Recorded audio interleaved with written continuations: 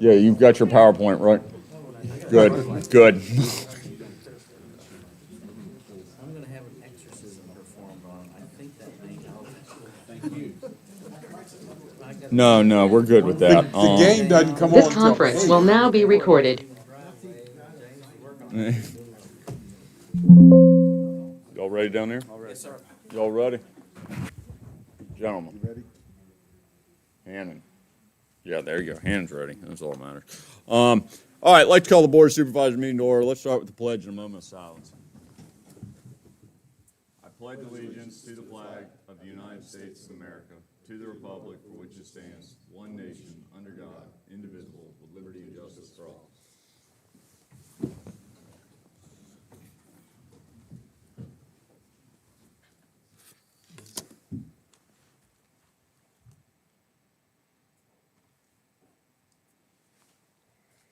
All right, thank you. We do have a quorum. We do need to adopt an agenda. The only one that I know needs to be pulled is number 7. Just waiting on the check, and we'll go down that path. It's unfortunate, but that's where we're at, and it's well worth waiting. Anything else to add from anybody? Anybody down there? All right. What's the pleasure of the board? Mr. Chairman, I make a motion to approve the agenda as amended. Second. Motion's made and seconded. Further discussion?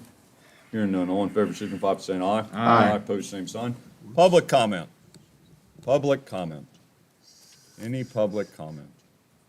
Anybody watching us? Of Abby Johnson online. Good. All right, no public comment. Let's move on. Constitutional officers, county departments, committees, and organizations. Mooney, would you like to start? Sure. There you go.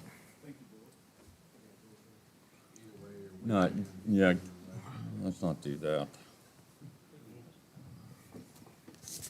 Good afternoon, Board. Did a couple projects within the last 2 months.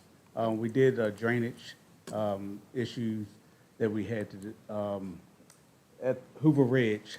There was a lot of settlement had went in the ditch lines. We cleaned them out, reseeded and strawed that. We also did a project at the animal shelter. We put new vents up, put the lights up in the shelter too. Got that project completed. It looks real good. All of them is, all we did was change the fixtures and we put vapor barrier fixtures up. So no moisture, no bugs, nothing could get in those fixtures. We finally had a chance, had some good weather to stain the fence at the arcade. So that is completed. Put new caps on the posts. And that looks real good. If you get a chance, please go out there and take a look at that.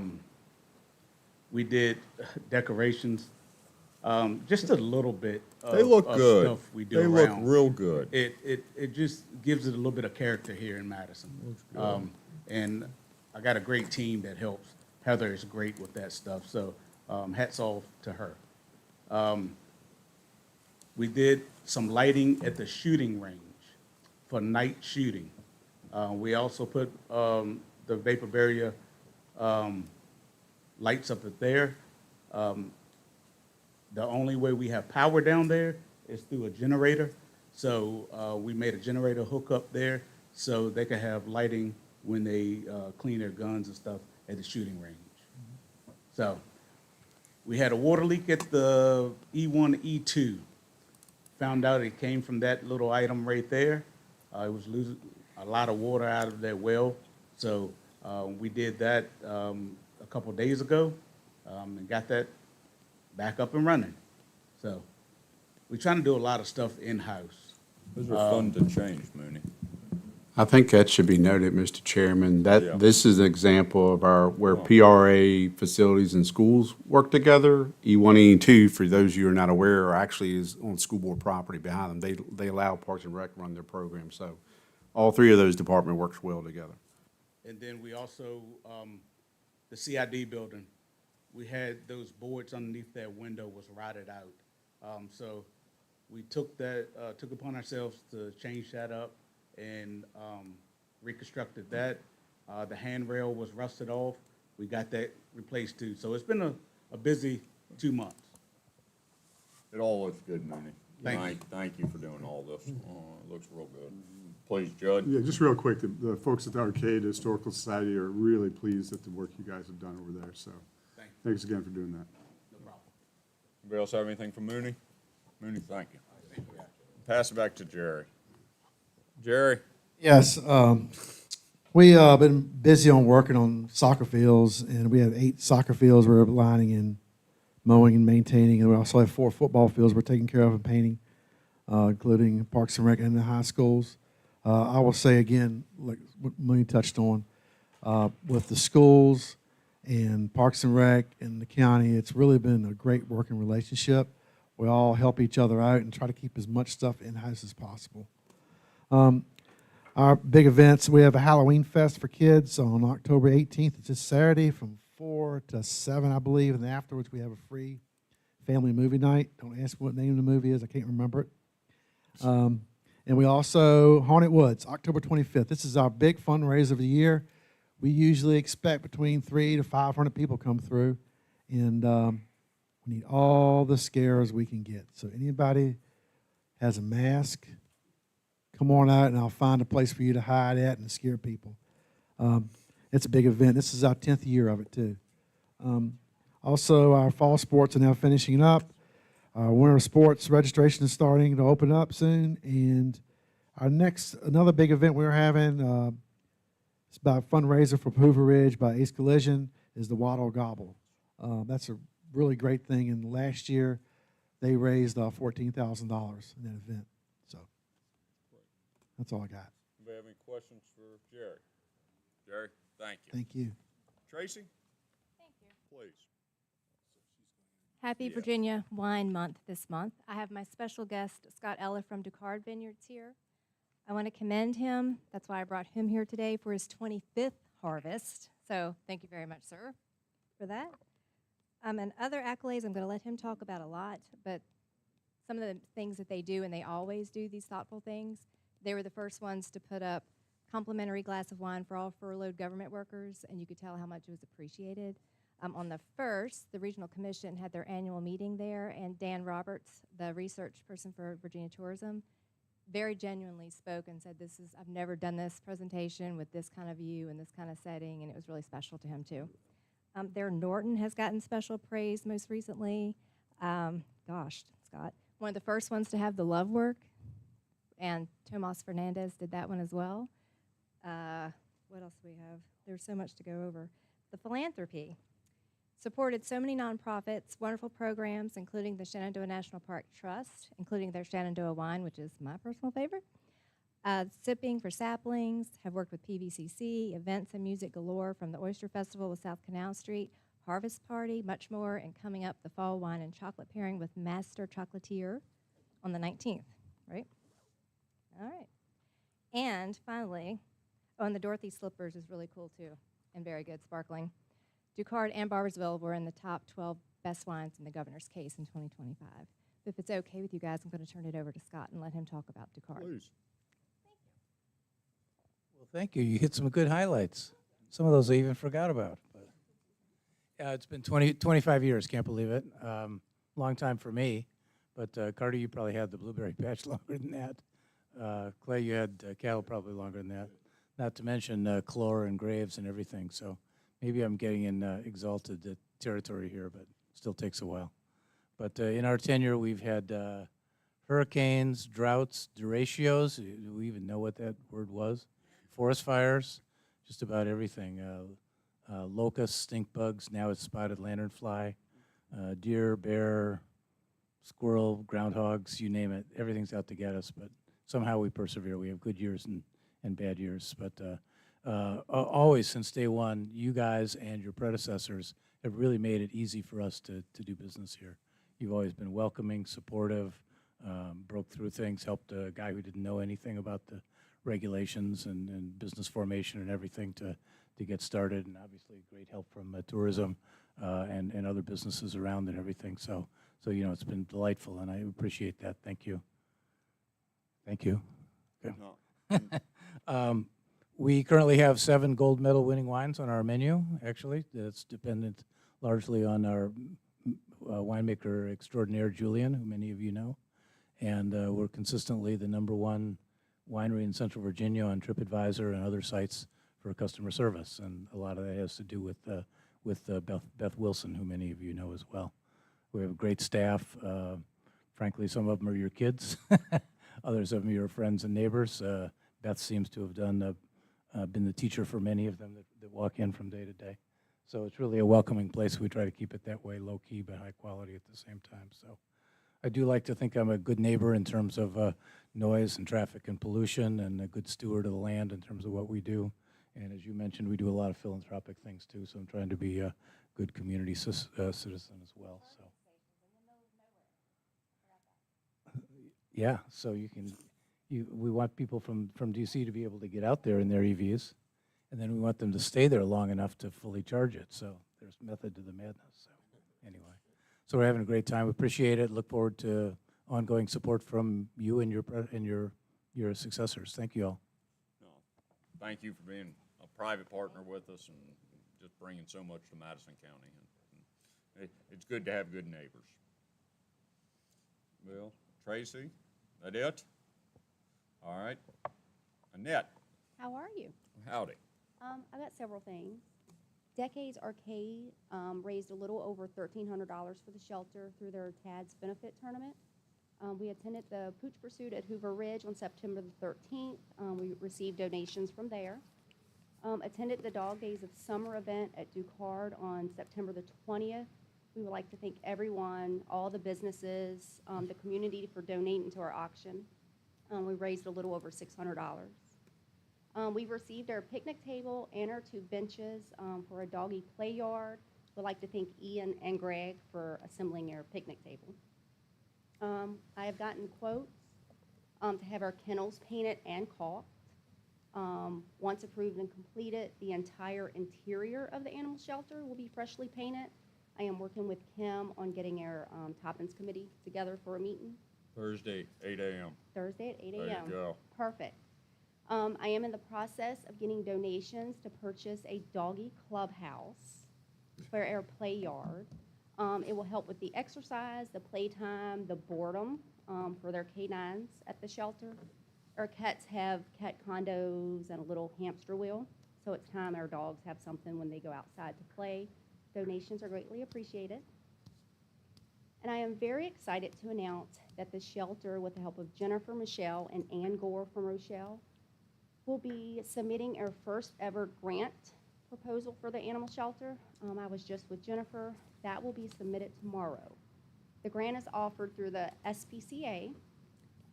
It is for vet care of shelter and community animals. The grants range from $10,000 to $95,000. We can apply for $20,000. The total funding is $2.5 million. It's based off the operating budget. The finalists will be notified around December the 1st, and the grantees will be notified around December the 31st. At the shelter, we have 4 dogs and 5 cats. That's all I've got. Questions for Annette? Thank you, Annette. Thank you. All right, Tilly. Last Tuesday, October the 7th, we had a flu shot clinic for employees who wanted to get the flu shots and COVID shots. We had a pretty good turnout. September the 29th, I attended a group benefits administrator training for the health insurance. And then last week, I had 2 webinars with VRS to stay up on some changes and things like that. So that's about it. Do we have anything for Tilly? Thank you, Tilly. Noah, how's EMS? Busy. Good evening. September was steady, 185 calls. We're starting to shave our response time down a little bit, so 8 minutes. I was proud to see that. Mutual aid, NUA, we are really starting this month and last to notice increasing volume, especially multiple calls within the same hour. So I'll be asking for support later on come budget time. But the idea is we want to have our units and personnel as much as we can when available on that. I'd like to welcome Nathan Mort. So he's one of our new full-time medics. And we'll have another full-time vacancy in early December. We're tracking that advertising. Hopefully we can start getting that filled. We're averaging probably 3 to 4 months of advertising to get one hire, just for awareness. We did multiple standby events, and then the last thing I'd like to report is November 19th is our agency inspection. So that's where Virginia Office of EMS will come in, inspect everything, make sure we're doing what we need to do, and then issue us another 2-year license for operations. But busy, busy, busy. Happy to answer any questions. How's the new building? Very good. Good. Pharmaceutical vending machine still going great? All Working well. It's Gavin's favorite. good. Yeah. Yeah, no, it's working real well. I don't know, I kind of caught that as a sarcastic tone, but that's the way I'm taking it. Judd, please. Just a clarification, so when there's no units available, are we calling for mutual aid? Yes, And for the so- most, so the only time we really call is if there's another call. Right. So our on-duty supervisor will let dispatch know no units available, and if there's no calls between that time and a return, then it's kind of from dispatch to work on an accurate report for when we are needing mutual aid from the other counties. Historically, we've not had to ask. The last 2 months, we've had to ask. Is that time figured in to the 8 minutes, or no? No, sir. Okay. Yeah. But yeah, I'm working closely with Ashley to be able to get numbers there, but that's really what piques my attention is when we do a lot of helping others, but when we need the help. Sure. All right, thank you. Yes, sir. Anybody else have anything? Yeah, I got one. Please. So for this inspection, Noah, does their operations medical director, does he participate? in He's that? welcome to. I did send an invitation. I've not received a yay or a nay on it, but he's certainly part of that. But the inspectors don't necessarily want to hear from him? Correct. Yeah. Okay. But It's primarily record keeping and making sure we have everything filed right. Got it. But I would say if they're not, whether they choose to be present or not, that inspection report is shared with the OMD. Yeah. Yeah. All right. Anybody else have anything for Noah? No, thank you. Thank you. Gavin, how's emergency management? It's rolling right along. Not a real busy period of time right now. So short report. Rescue Task Force, we had originally planned on trying to do something in November, but then we remembered hunting season. Also, the Sheriff's Department has a number of activities that are going on at the same time. So for scheduling purposes, it didn't make sense to try to squeeze it in. We want to do it right so it has the most benefit for the county. Right now, we're looking at spring 26, and it'll be a county-wide exercise, so we'll try to draw in as many departments and the schools to participate in that for training. The other two things I have, LEPC, I do have one scheduled. I sent out invitations today to all the stakeholders. We're looking at November 7th. Contrary to my email, that is a Friday, not a Thursday. And that meeting will take place here in this boardroom. The other thing I'm working on, and I'm just starting it, is the annual update for the Emergency Operations Plan. That will not require a lot of work. There's very little change to it, just some updating phone numbers and names. Once that's done, we'll disseminate that to the distribution list that's listed in the EOP. Brian and I are talking, seeing if the requirement is for a printed copy to be sent to everybody. If that's the case, then we will print them out, get them in binders, and send them out to all the relevant departments on that. And that's all I have. You have anything for Gavin? All right. Thank Thank you. you, Gavin. Jamie Wilkes. Good afternoon, Board. In our report, it's the typical monthly reports are in there, the DEQ, erosion and sediment control report, the permits issued report, and the inspection reports. Just a quick breakdown, we did last month, 107 new permits were issued and 285 inspections were performed. And I got on here about the new code development cycle. Just figured you guys want to be kept up on that. That's a constant thing. You know, the 2024 code is in the process. They're holding public hearings, code proposals. They have some sub-work groups that are kind of set up special for this code cycle.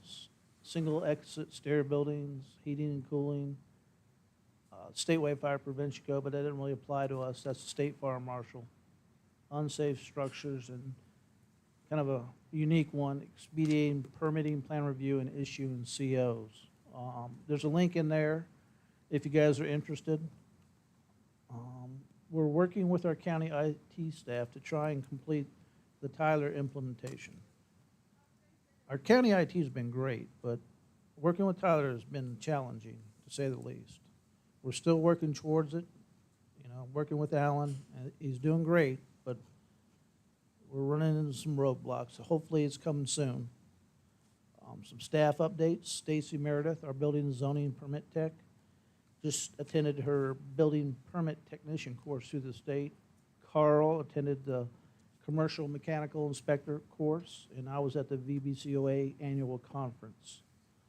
That's pretty much it. Otherwise, we've been pretty steady. If you have any questions. Anybody? Nothing other than, did you misspeak when you said the 2024 code is in progress? I mean, Yeah, that's- the way they do it is the Why wouldn't codes, it the be I 20? codes, the model codes are Make too every much sense. 3 years. Oh, okay. So 24 new one came out, and Virginia likes to look at it closely to craft it just for Virginia, not take what the international says. They want to make it that works in Virginia. And every state does that. Virginia takes a little bit more time doing it. Anybody else? Thank you, Jeremy. Alan? Good afternoon, everyone. So just some quick highlights here. I do want to give a shout out to Mr. Smith. He has been plugging holes in our security here and there, basically everywhere. The network rack at E911 was generously described as a rat's nest. He has cleaned that out significantly, so kudos to him. Fetty has been doing a tremendous job on the T-Mobile switchover. He's been churning out phones left and right for us to do that port migration, so kudos to both of them. The other stuff is we have finished the yearly attrition plan, so all of those machines are now in service. We are working with finance to shut off and replace the existing POTS lines that we have. For right now, it's on the fax lines. POTS is going to increase exponentially in the future, so we're trying to cut that cable as soon as possible and get them to digital solutions. We have put up Zabbix agents for our endpoints, so basically we can monitor what's going on in-house rather than going through magnified software that we pay licensure for. We're very nearly done with the T-Mobile migration. We have 2 phones left for our department. There are a few cradle points from the sheriff's office and EMS that we still need to do. And the last bit of business that I have is, other than we love Tyler, and Tyler's great, Bruce's work, we expect him to be complete basically by the end of this week. He's been great.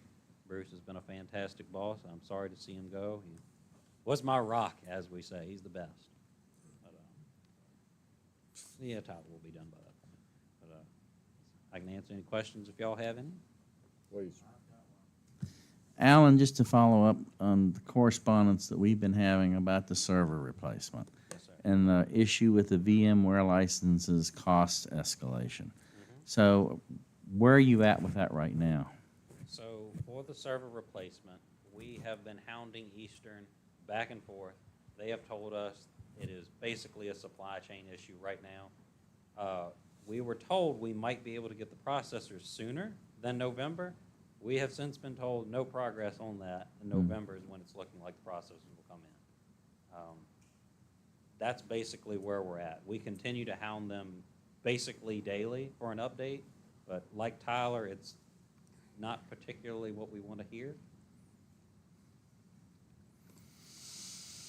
So does it look like, is it possible that we would be pushed into the situation where we would move to the cloud-based servers versus the on-premise? We're we're not in extreme panic mode at the moment. Our servers, as they are still functional. They're still doing their job. They're just end of life, basically. So theoretically, we could keep going with them for an extended period of time, but the service contract that we have with Dell has ended. So if something happens to those machines, there's really not much we can do for them. Okay. All right, thank you. Anybody else? Thank you, Alan. Thank you, sir. All right, Greg Cave. All right, calls for services, steady. We did have a virtual meeting with other agencies about revising the code section regarding seizure and impoundment of animals. They're just trying to revise the code, try to make it a whole lot easier when we find livestock running at large. We did have our rabies training. We had a rabies specialist from the health department, and Game Commission was here. I was able to get that approved for continuing credits for Ian and I through VDAX. And you'll see I attached the health department's numbers to my report. They are starting to decline again, which is a good thing. This year, 151 animals tested positive for rabies in Virginia. There's been 53 cases within our district since September 29th of 2022, which consists of Madison, Orange, Culpeper, Rappahannock, and Fauquier County. And I would like to share a story with the board. So I had my 9-year-old attend the class. She remembered this slide here. She was on the bus coming home, and everyone's saying a mouse running around. And she was saying how everyone was scared that the mouse may have rabies. So she said she remembered this slide here where mice are low risk, and everyone, calm down. She was very proud of that. And I was proud of that moment.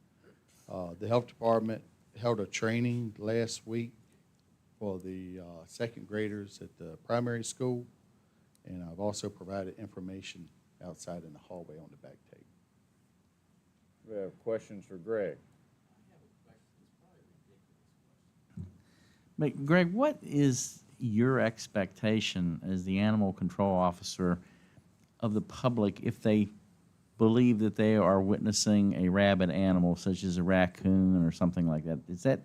Are you required to report it? Do you expect the public to report it? I mean, would there be 1,000 people calling every week saying, I see a rabid raccoon in my backyard? Yeah, we'd like for them to call us. That way we would question them, have you been exposed? So, for instance, we had this lady that had a bat in her house. And we were explaining to her, don't dispose of it. She was like, well, it didn't bite me.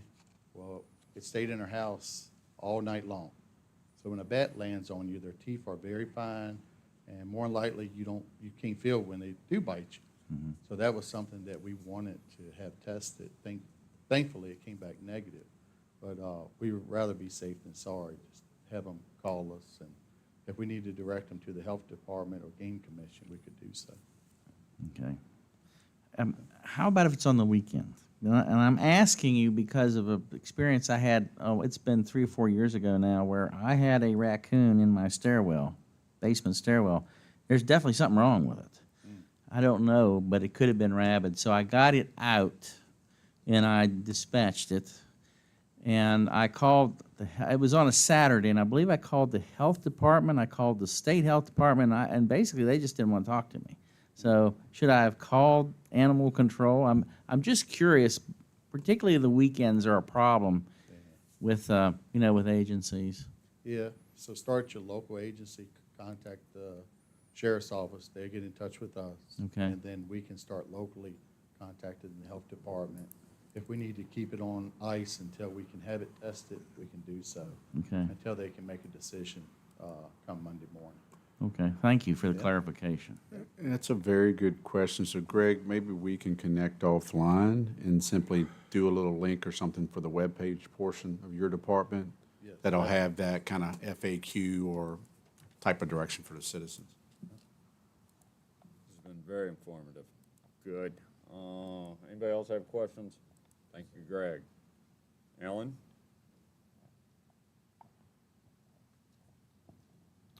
Activities continue in the zoning department. We stay busy. Currently have 11 pending subdivision applications. We've got 4 cases going before the Board of Zoning Appeals coming up. We've got 4 active site plans, the same as last month, but I'm expecting 2 more in short order. I'm expecting Mr. Heggie to have a site plan submitted shortly, as well as Ms. Wilshire. I've got 11 notice of violations that are currently open, and that trend is down.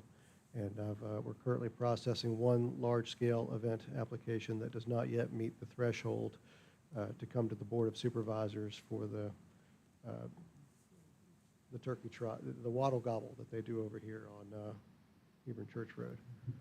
Ordinance amendments are continuing with the Planning Commission as long-term projects.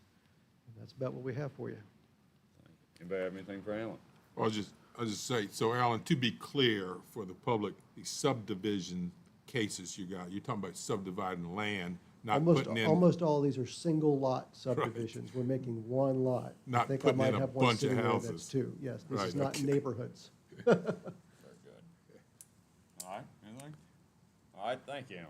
I think we've hit everybody. If I may do No, I'll you. put on the hat of an employer I don't work for the schools. Kim, can you bring up, I got to plug this because I've been trying to get the word out and email people, and no one is giving notoriety in the state of Virginia. Did it come through the link? No. Yeah, there should be another Jonathan one. There you go. Click that, please. So that is the link. Madison County, many of you probably been following. I'm sure everybody here's got Facebook. I don't know if we're better for that or not. But there's a T-Mobile nationwide contest that is currently going on. And Madison County Schools, initially, I attended the podcast last night, or Sunday, that Jerry puts on every week. Tim Tryon, the athletic director, was there. It started off with, I think it was 2,176 or 67, I may be transposing there, application to be considered for sports programs, and they usually choose small localities or rural localities to help impact. This would be for facility upgrades. Then it got dwindled down to like 400 and some schools. Madison made that cut. Now we're down to top 25 schools in the nation. Madison County High School is the only school in Virginia that has made that cut. I've been trying to email. I talked to Anna on Friday. You know, she's been on the same. It's just amazing that the governor's office hasn't picked this up yet, or anyone else. So my shameless plug, because I'm not too humble, is to go every day. If you see that link, tourism's been sharing it. I share it every day. But if you have any type of connection or know somebody that knows somebody, we're competing with the top school that's from Arkansas. They have influencers like Jeff Foxworthy and Larry the Cable Guy who are getting the word out to encourage folks to vote. So I haven't looked at the tally as of 7:30 this morning. There was no updates. At that time, we were at 57,000 votes.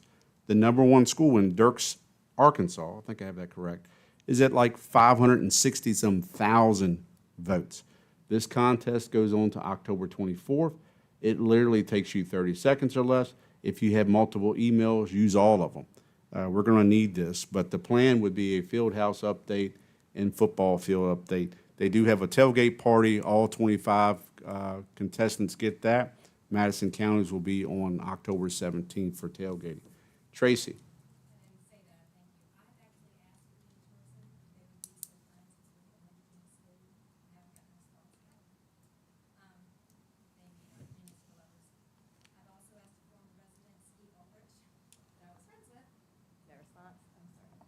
And I've asked my son, and that was actually Chuck's idea, because they have 300,000 followers on TikTok. So hopefully, they plan on doing a video for him too. And would it be possible, if my tourism committee agrees, that we boost that little post? Not with a lot of money, but. Mr. Wilkie, do you think that would be okay if I boosted a post like I would for a parade? Oh, or- absolutely. I Okay. just, sorry, I was talking with Kim. So you can see, those are the totals there. And that school district, I think it's a population of that town is like 1,000 people. But they are at 500 and some thousand votes. So again, call whoever you know, and that includes anybody in this room, whether you live here or not. You don't have to live in Madison County to vote. But this could be a generational change for our facilities at school, which means it would not have to come out of taxpayer dollars in the future. So that's my humble plug, sir. Thank you for allowing me to share that. Thank you, Kim. Thank you. If you'll move back to the agenda, please. All right. A good plug. Anybody else have anything?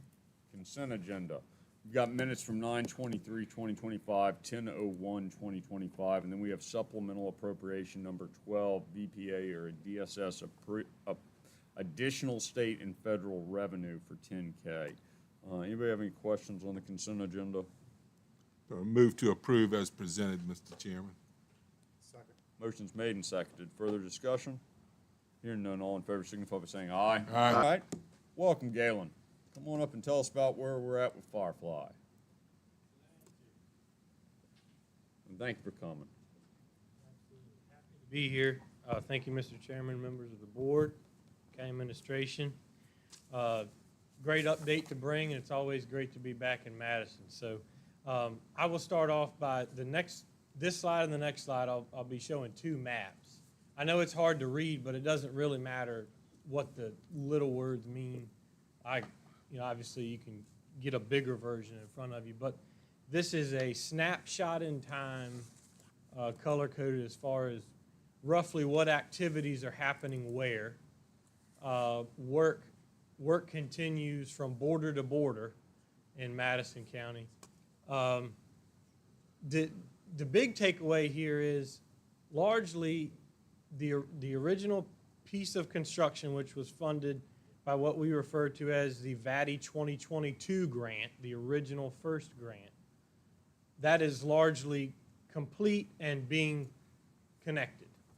That's your go back one, there you go. So that's your green and your blue, your light blue is essentially that first grant area.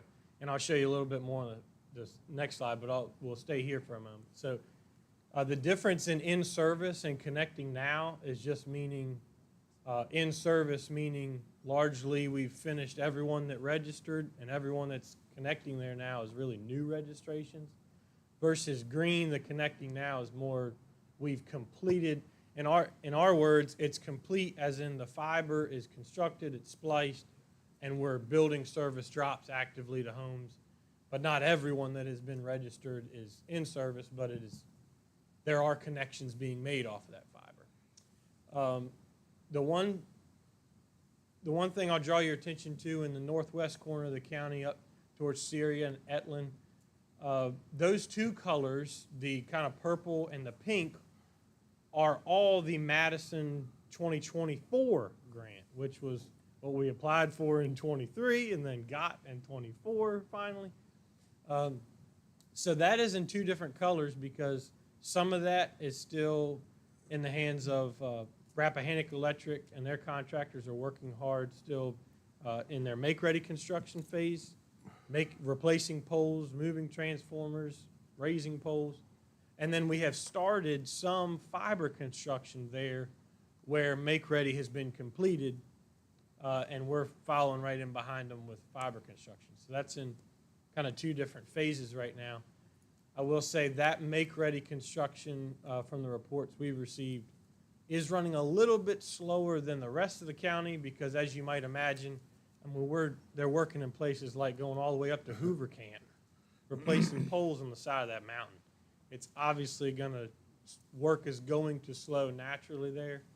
And keep in mind, this is a good time probably to remind citizens that this is a generational, future-proof infrastructure project that these folks are touching every single utility pole across the entire county, replacing it, stringing fiber on it. Another crew comes and splices that fiber. It does take some time, but once it is there, it is permanent, future-proof technology, and it's important work, but it does take some time. So they're in those mountainous regions right now, but they're working through. So the big win that I want to take away here is we're connecting across the original 2022 grant area and now fiber construction pushing into the 2024 area. So the next slide Well, just as a reminder, for the citizens, they don't care anything about this map, I understand, because this is where our funding mechanisms came from to make it possible. I know citizens just want to know, when is it going to get to my house? But it's important to know this was kind of the phases that we had to go in based on our partnership with the county and the funding mechanisms that fell into place. One thing I'll note is the important change in the lime green area. You will recall that's the area that was formerly Brightspeed.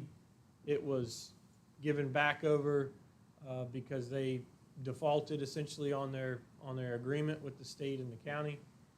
Did not meet their deadlines. That's now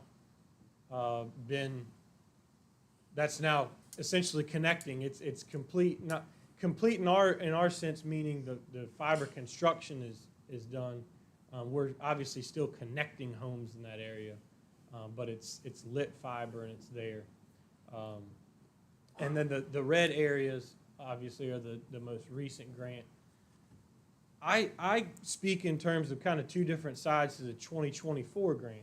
That northwest corner we just spoke about, the red through the 29 corridor and kind of that Route 20 corridor, you might call it, those were individual household by household locations that we bid on. And some of those are being connected right now, and it only depends on really if it's within a service drop of our lit adjacent fiber that we've already built to the blue areas. We're connecting in those red areas in 2024 right now, and that's included in our total connections to the county I'm going to show you in the next slide. Some of those areas will require a little bit more construction, small little laterals to reach those homes, so some of those will push into next year. So that will be a mixture of if you're adjacent to lit fiber and we have a service drop there, we're connecting some of those, and some of those will take some further construction, but not a lot. Good news is I have no more fiber hut sites to update you that we're working on. They're all complete. We need no more. So what's been built, we're ready to light the rest of the county up. As of the 8th, when I ran my report, we have 1,250 active locations in the county right now. That's across all of those project areas that I showed you. The second bullet's just reiterating where citizens will see some active work with REC contractors continue to work on some poles in that 2024 area. On the next slide, I'll talk about some of the data points. And you might ask, okay, the 1,250, where does that put us in terms of where we started, where are we going to end? That's really approaching what I might call halfway in terms of connections. Because the last bullet is really the number I'd point you to.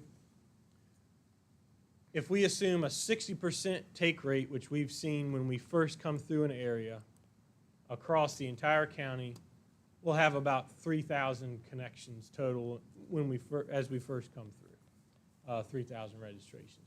We're nearing 1,500 in the next month or so. We'll be there. I want to pause. That's halfway through the connections, and I want to make an important point that that's not halfway through the project. That means the construction is essentially nearing 100% to really get to the point that we have connections at 50%, because it's so hard to measure the progress of a project by connections, because that's really the last caboose on the train, because we've had so many rail cars already come across the tracks in terms of all those other phases you've already heard about. So we're in a really good place, and they continue making great strides. The next slide shows a question I get a lot is, okay, great, you have these trackers on a Madison County page under Search Your County on your website, but how do I know what area I'm in? So you can see the Decapolis Locust Dale Circuit. They're in service drop connection right now, making final connections to homes. You can click on that hyperlink to see the latest communication on a Road Street map. And then the next slide will show a citizen how they can see if they're in that circuit. Next slide. Yeah, there we go. So you can visit our website and click the register button, type in your address. I just picked a random one here on Leon Road.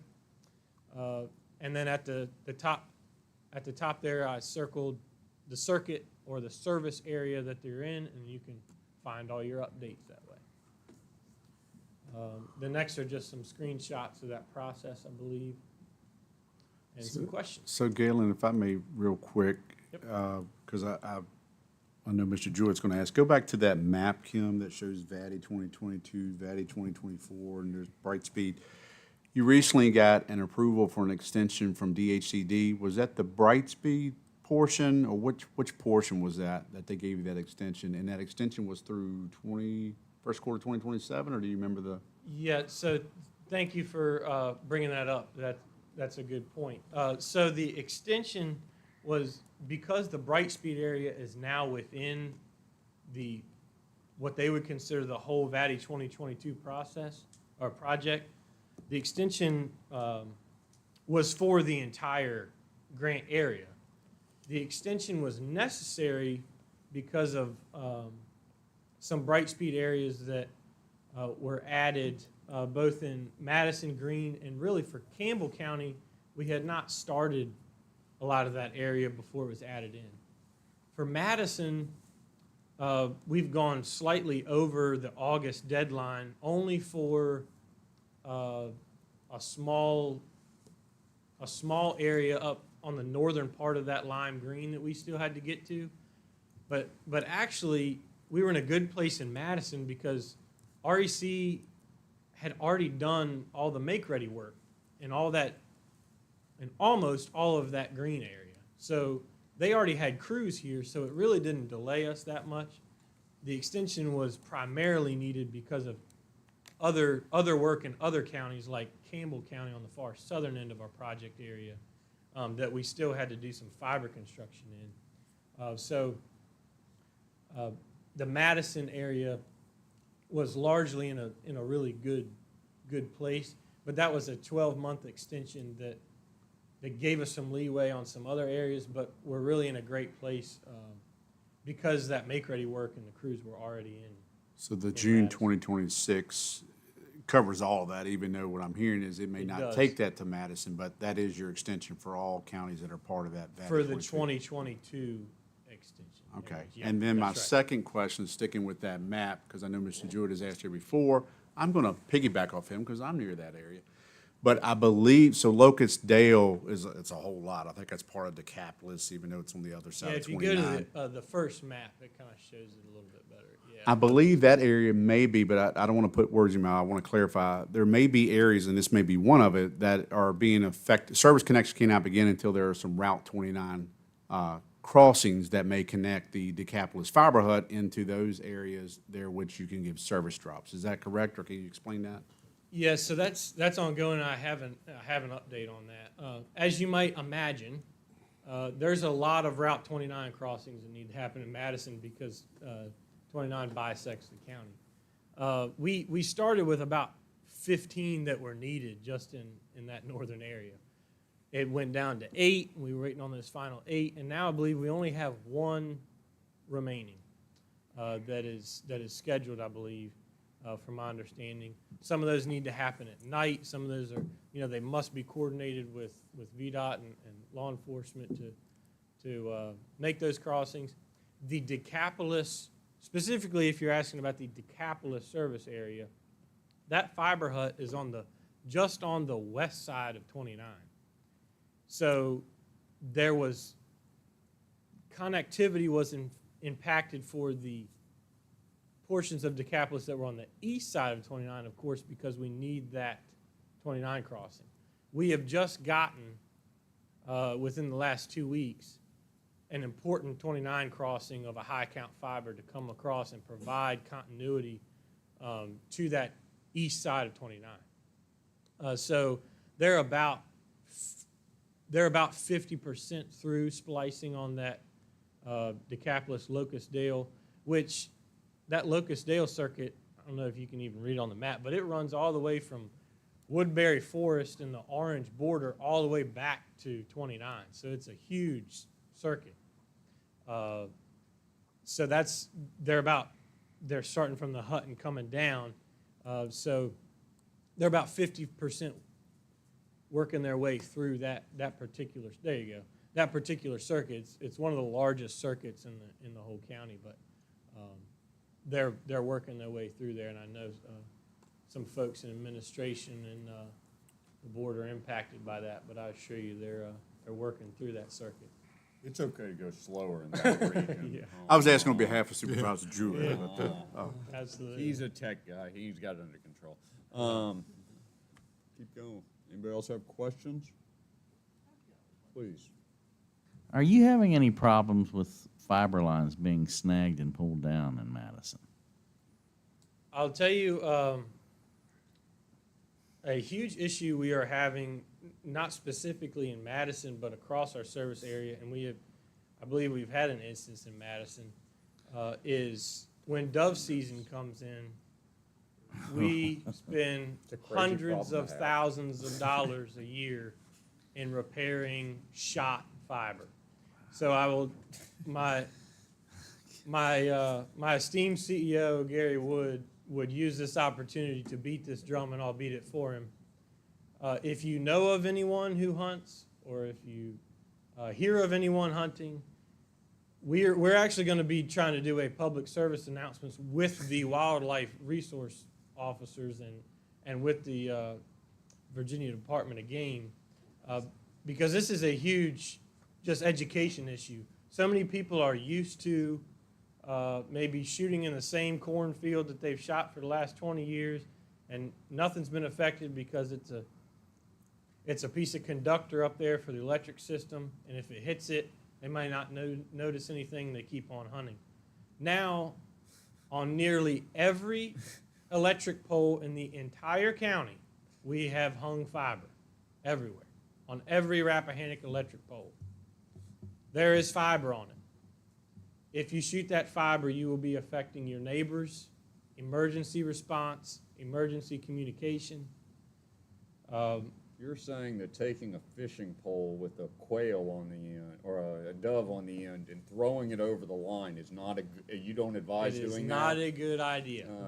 It seems like good advice. It is not a good idea. You will There be you go. affecting your county's investment in the fiber infrastructure and our own investment. And one of those splices can be, shot one time. One cut of that fiber can be $30,000 to have a splicer come.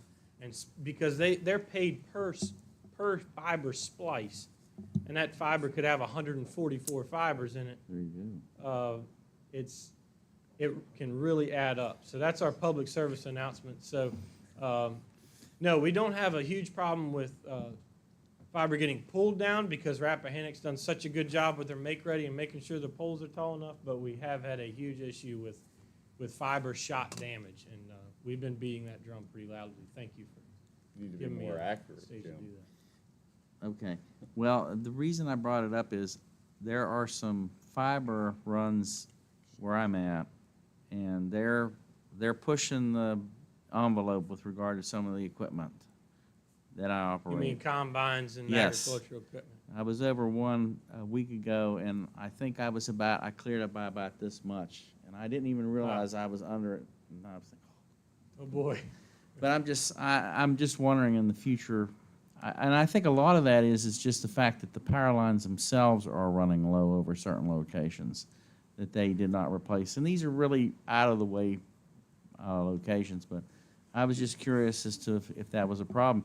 And then a follow-on question to what you said about the hunting: what's the liability for that, and is there a criminal penalty for that being done? Well, we are going to be working with the General Assembly this year to increase, hopefully increase the penalty to at least bring some awareness to it. It is a misdemeanor. It is against the law. The issue we've run into is it is almost impossible to prosecute anyone for it because it's hard to prove who did it. There's a different statute if it's malicious versus negligent. That's also hard to prove, as you might imagine. So we're trying to work with local law enforcement. Some of those folks in other jurisdictions, they weren't aware that we could press charges.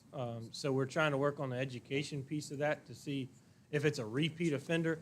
Many times it's not a repeat offender if we can get the education out there, but it's more of an education piece to know the infrastructure in this county has been permanently changed, and there is very important fiber on every pole, and it's kind of making folks aware of that, and hopefully if they know that, they won't do that.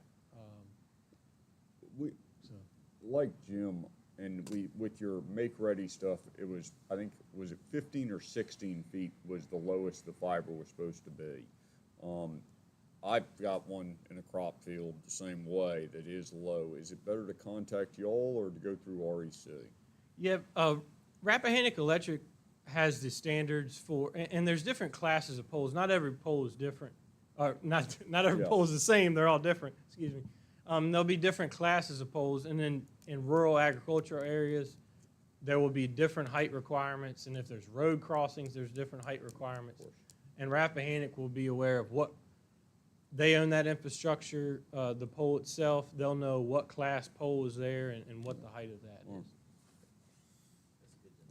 Yeah, I got one that I was swinging a hoe around and had to be very aware of. Sure. 'Cause it was right there. Yeah, I thought earlier I heard a standard, don't hold me to it, I don't know if it was REC or Firefly, but like 16 and a half feet, I think was the minimum to try to clear a combine.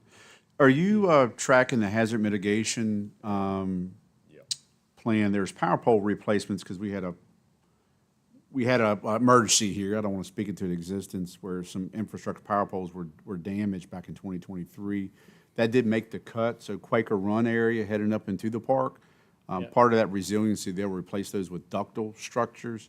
You guys are tracking that because that heads up. You talked about some of the park area earlier, but I just want to make sure if the park hasn't looped you in, I'd be happy to share that information with you. Yeah, I know Rappahannock Electric, who is, again, leading the charge on the pole replacement and knows what infrastructure is there. I know they're aware of that. And I know actually they've been working in that Quaker Run area. It's actually in orange right there, highlighted on your map. So they've had some recent, some work going on there. Okay. Yes, sir. Anybody else have anything for Galen? Just one quick one, of course. Sir. You know, I'm interested in the northwest portion. Sir. So we got connections and we've got passings. So when will, when will the passings be complete up in Syria, Etland, Nethers? Yeah, so we would label passings as mainline fiber being built in front of those homes. Uh-huh. And most of that construction will be done before the end of the year. That doesn't mean the in-home installations are done, which is going to be your next question. Right. So it's really fair to say first quarter of 2026, we're going to be seeing in-home connections in that area. Which meaning beginning, those connections will be beginning and continue for several months after that. Mm-hmm. So, of course, there's enough passings there that they will not all be connected within a number of weeks. It'll be months as we work through. And just to remind the folks at home, that's an individual drop being pulled from the main line through your yard, spliced on both ends, and then S&N Communications, which does that construction, will call Firefly. No actions needed on the citizen's part until that point. They will call Firefly and say, hey, this home is ready to be installed, and Firefly will call that citizen by the number that they registered with at the beginning and say, hey, you're ready to go. Let's schedule with you to come inside. An adult needs to be present. And so you go through that sort of scheduling. So at that point, Firefly will reach out when it's ready to go. But we anticipate being at that stage in first quarter 26. All right. Everybody good? Thank you very much, Mr. Creekmore. Absolutely. Thank you all. Thanks for your support. VDOT Smart Scale, Mr. Proctor, please. Good evening, or afternoon. I got a bunch of slides, but we can get through them as fast as you want. Good. Okay, this time of year is the time we come out and roll out the small scale program. We're around 7. Excuse me one second. Chuck, I don't mean to be rude. Can you use the mic, even if you want to take it off? Because our clerk, when she has to do the minutes, it's very hard. Thank you, sir. That. This is round 7. We funded Shelby intersection improvements as well as Pratt through that program. So I'm kicking off that program. I sent out a PowerPoint slide probably about a month or so ago. And then Jonathan asked me to come and talk to you guys about this program. Some of you all are new, so I'm going to hit some of the transportation planning aspects of it, and then we can talk about smart scale. Okay, this is basically the planning aspect of it. We basically identify the needs, and then those are documented. Generally, we use VTrans as our statewide planning program, and that's where we list and prioritize the needs across the state. There could be some in your local comp plan or the regional rural long-range plan, which the RRC compiles.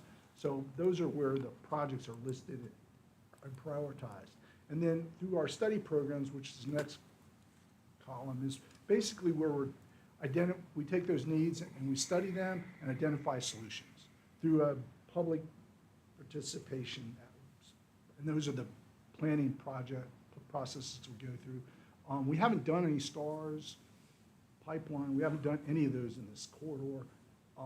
We did some on-call through traffic engineering, has done a bunch of them. That's where the Pratts and Shelby came from. And then the funding programs are the last column, and that's the Smart Scale is what I'm rolling out today.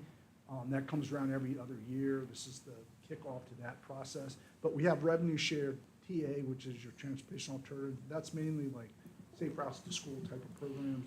The HSIP program is run through traffic engineering, and that's our safety program. And then there's the state of good repair, which is primarily for your urbanized localities that get funding for paving and bridge replacement, and then maintenance, which everybody gets maintenance. So go to the next slide. Well, Mr. Proctor, before you go to the next slide, so the first two columns, need identified, need prioritized. Correct. So the need identified, that would come from the public, the citizens of Madison County to us, and we would. It comes from a bunch of different pass that along to some of it is just data that we get from a safety perspective, volume data. That data is we collect all the time.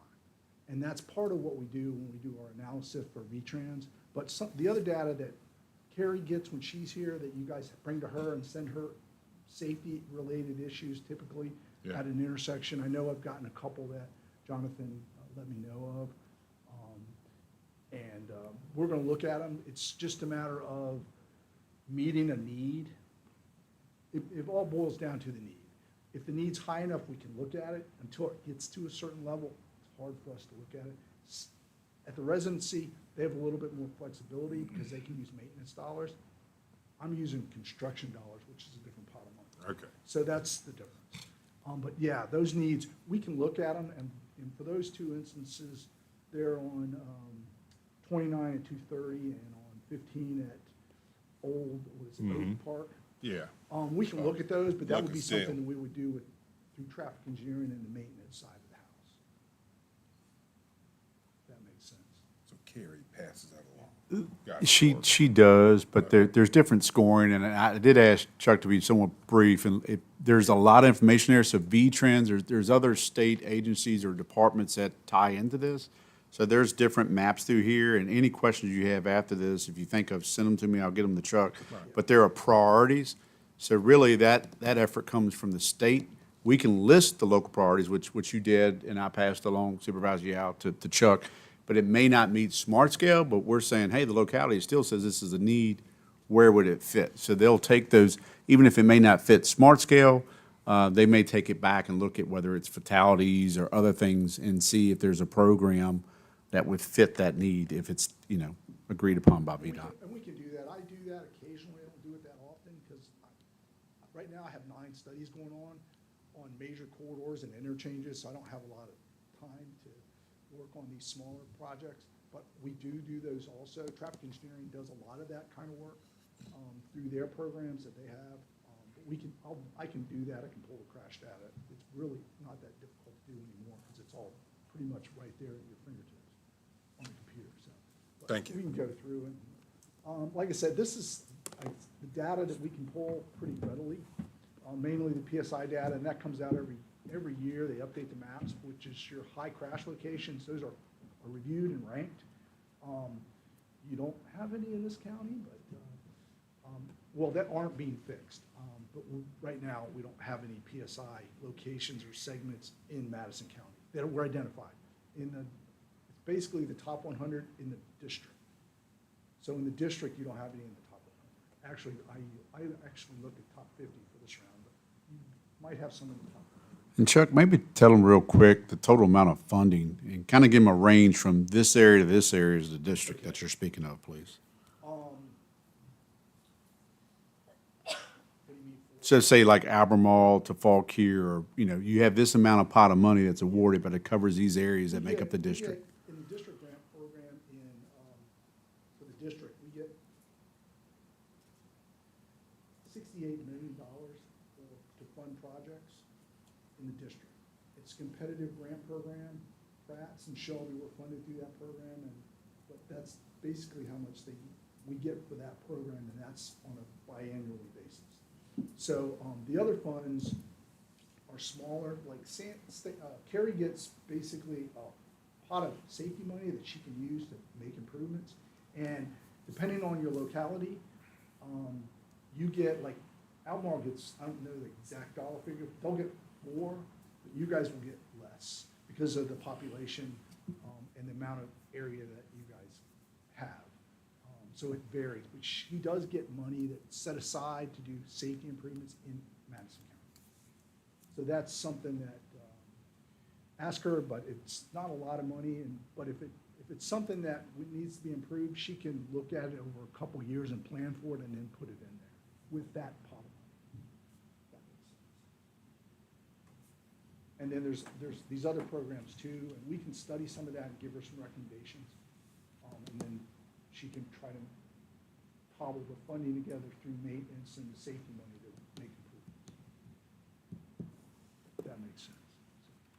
But this is the data that we have available that we look at, and we can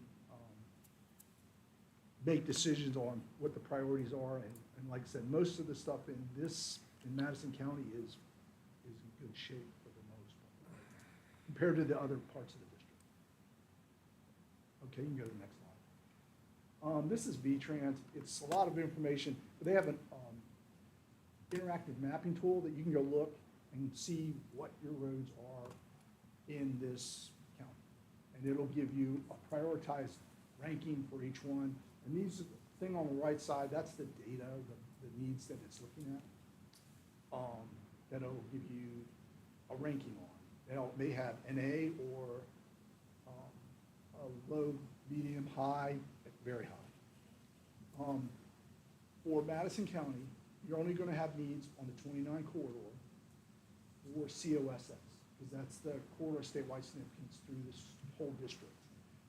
The other ones you'll get are safety issues. If you have a high safety need, it's going to show up as a safety need in V-Trans. And that's typically, for most of my rural counties, that's the two pots of money that you've got, that you get evaluated. So if you have a UDA area, urban development area, and those are where you want to focus your growth, if you have one of those identified in your comprehensive plan, you can take a survey and identify needs for that area. And it may be something in the future you might want to consider that for the town of Madison area that includes the high school and the shopping center over there where you want to focus density. So you can get additional needs for those areas. But it's got to be referenced. You got to have the code reference in your comprehensive to get that eligibility. But it's basically, you have identify your area with a map that you want to designate for that designation, and then you just work with OIP, and I can give you the information, and we can work with you on getting that included if you want to look at that. So that's pretty much the V-Trans in a nutshell.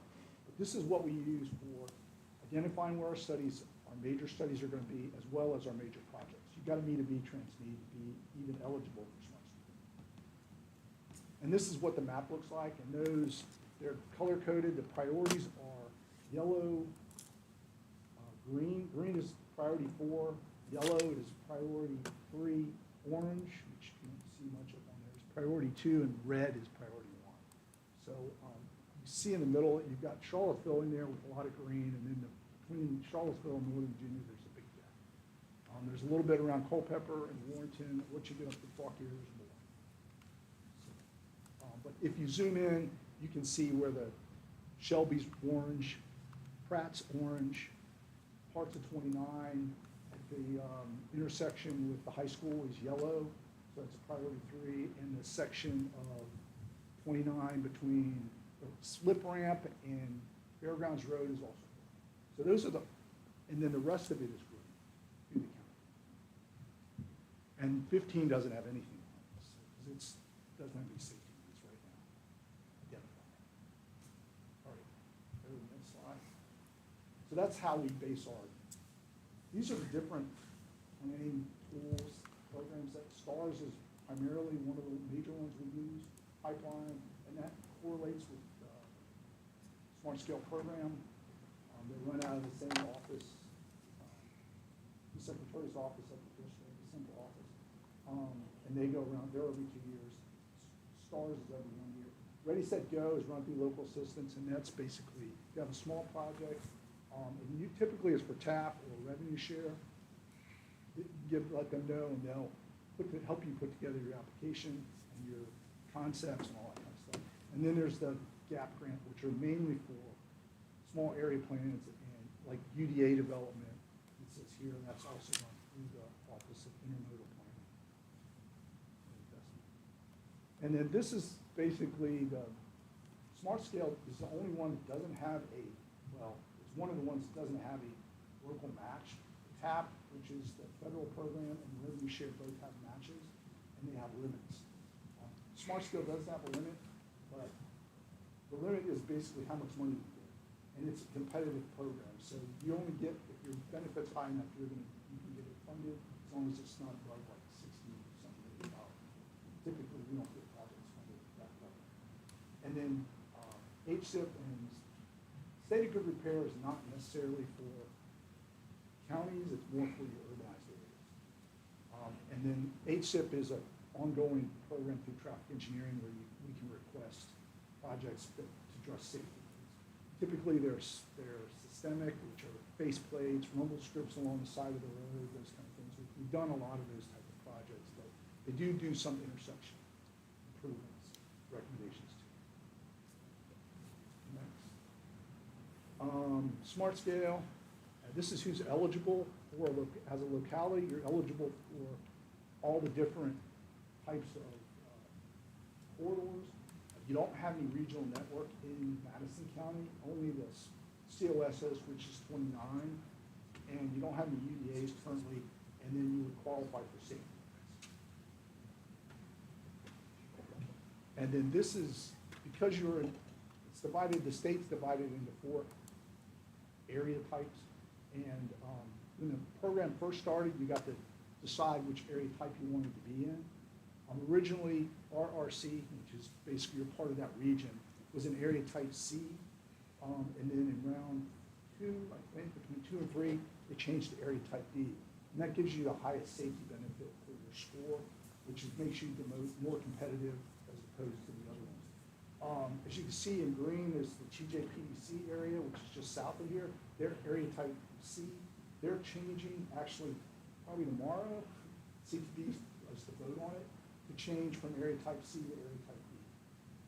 So they're going to be in the same categories you guys. But most of the state is blue, because it's all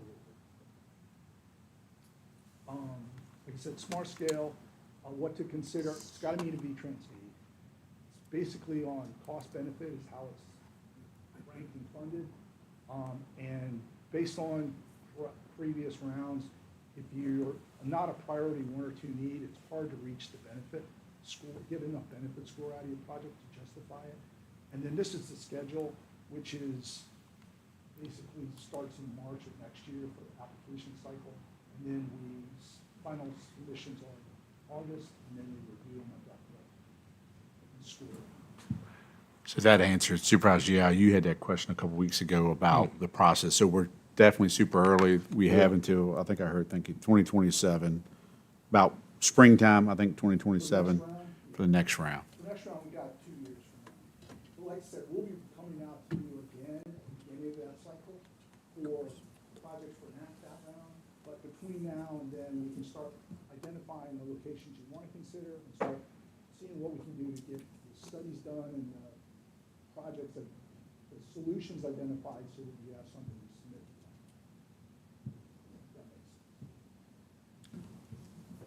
That makes sense. Okay. If, unless it's Route 29, then it seems like it's going to be hard to meet that priority one. Here you go. Here's your V-Trans need maps for Elma, for Madison County. Doesn't have the green. It took the green off. This is just priority 1, 2, or 3. So it's got to meet a need. These are the only locations in Madison County that are priority 1, 2, or 3. You've got Pratt's, Shelby, like I said, the entrance to the high school intersection, and you've got that little section of 29 between Fairgrounds Road and where the sleep comes down from out of town. Those are the only areas you have the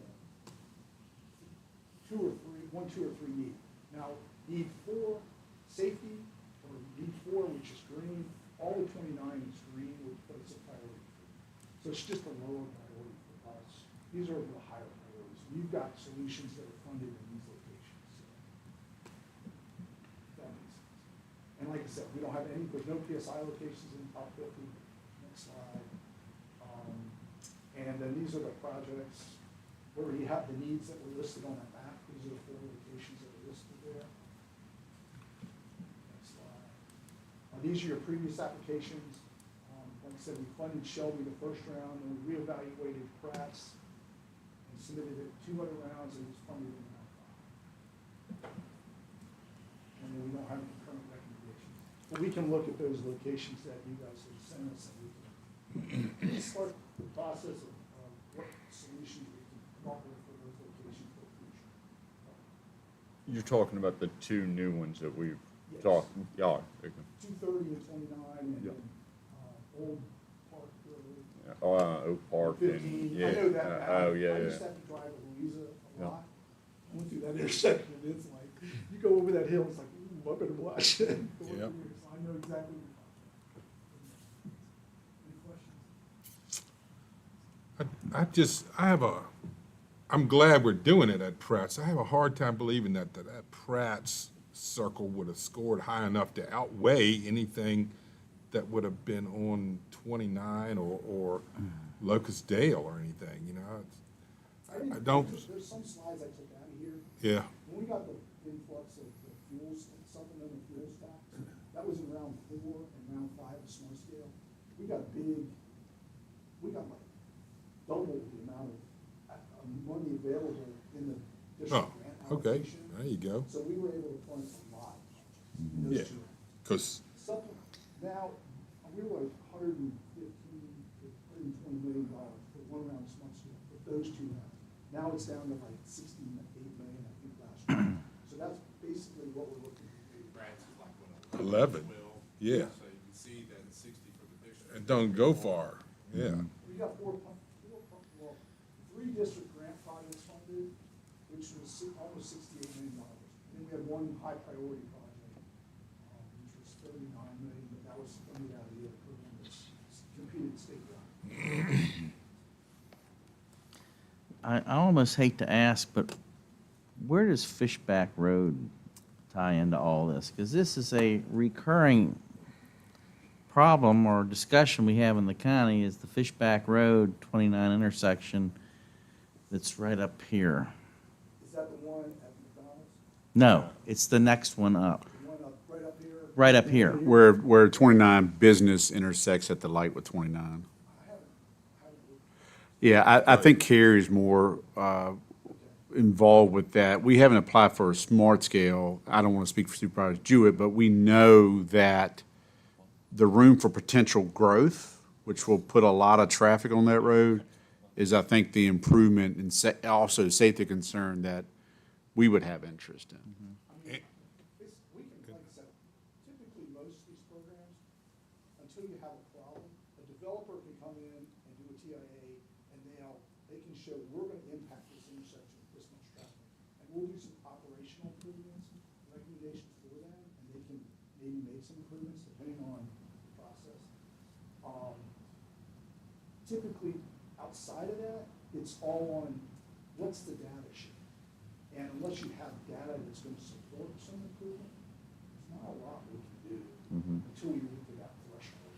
Because there's so many other issues that are so much currently that are so much greater that it's. But for future development areas, if we can show an impact coming, then we can submit that data to y'all, and you can look and try to figure out if this is something that would qualify and whether or not the scoring would be high enough to justify. We can, the issue is, until we have a need, we can't do it. And whether, if it's a future need, I don't, it's hard. There are several tracks on that road that will be the highest density in Madison County, currently zoned that way. One, probably they're gonna ask to rezone even to a higher density for the rest of the track, but we know that is coming. Through Kerry and our concerns, mostly Jim, we got a second added to that light, so now we can get a total of 4 cars through that light instead of the 3.5 previously. And we're glad that that 1 second didn't mess up the whole 29 corridor like it was conveyed to us. This is something, though, that with only 4 cars getting through and with several hundred homes potentially being on that road, I would think that that could start to come into play. Chuck, if I may, I think what you're saying is, so a traffic impact analysis, we required one, or it was required, VDOT through, we'll use a recent example, Ms. Wilshire's SUP. So what I understand in talking to Carrie, because I've shown her the GIS overlays and all of that, you need that TIA, but the TIA, traffic impact analysis, would not come to you unless it's generally through a developer. Because the county wouldn't go out and fund a TIA, or, well, I guess they could choose to do so. Because you said data-driven, that's what you need. About development. If it's a raw tract of land and they want to build something on it, we have to issue them a permit to access a state road.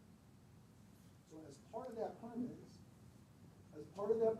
we can require them to do a traffic analysis.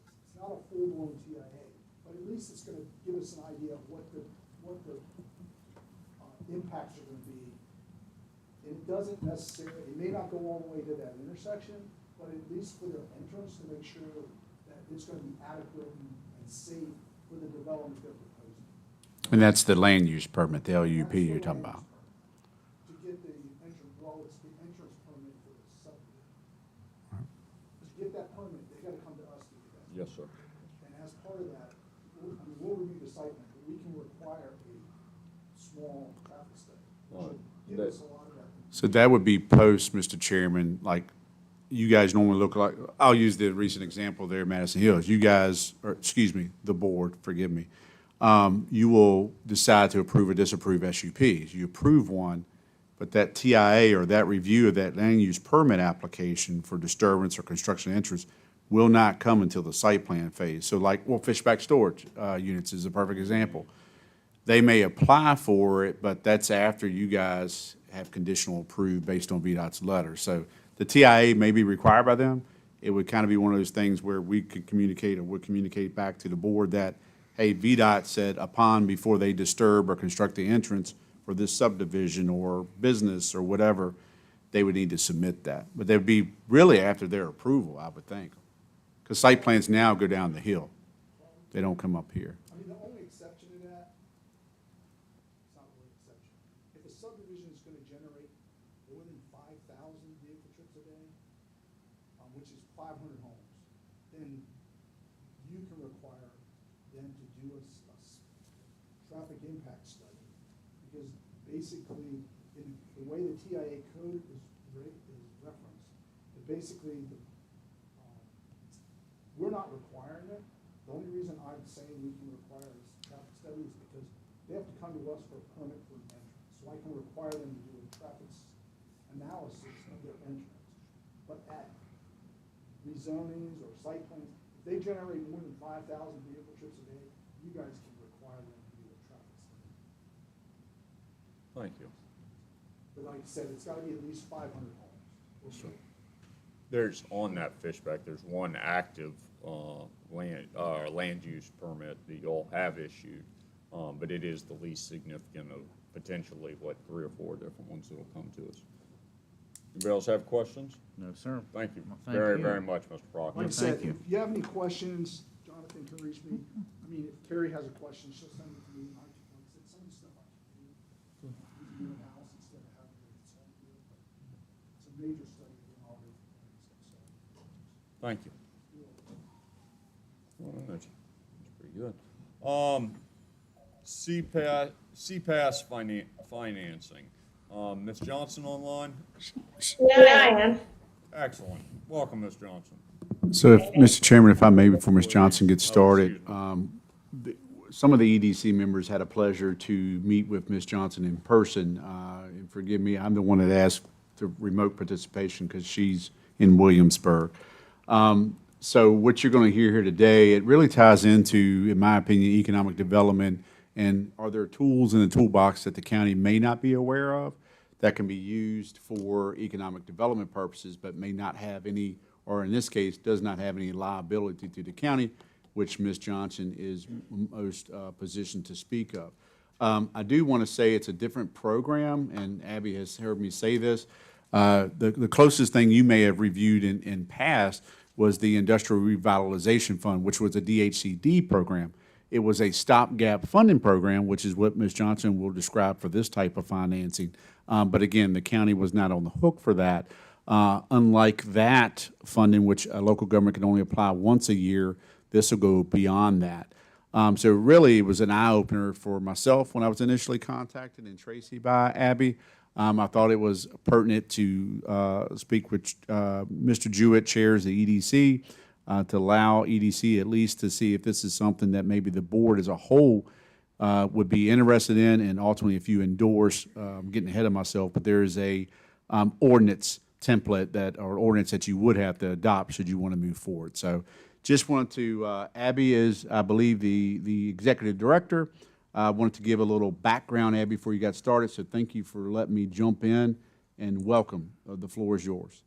All right, thanks so much. I really appreciate it. I really enjoyed meeting you all a few weeks ago. By the way, I thought it was, I really enjoyed listening to a lot of the commentary before. I think this is an economic development tool that will really support other economic development initiatives we have in the county. And I actually just got off the DHCD board, so I'm gotta be honest, I'm not that unhappy not to be doing the next round of building codes. So focus on this initiative. So thank you for having me. So just really quickly, we are a 501c3 nonprofit. Virginia PACE Authority was actually formed for the express purpose of running programs for commercial property assessed energy financing, or CPACE, in Virginia. So we have been around since 2019, and initially ran some local programs, about 9, but then realized it was much more efficient to have a state run program. So we got the statute, changed, modified, and we then applied for and won the RFP to be the statewide administrator. We're actually sponsored by Virginia Energy, so they are the sponsors, but we are the administrators, which means we handle everything regarding the program. From the project side, that is, we have a Salesforce portal that takes in applications. We do the whole, underwriting and approval of the projects from our programmatic standpoint, and we approve them.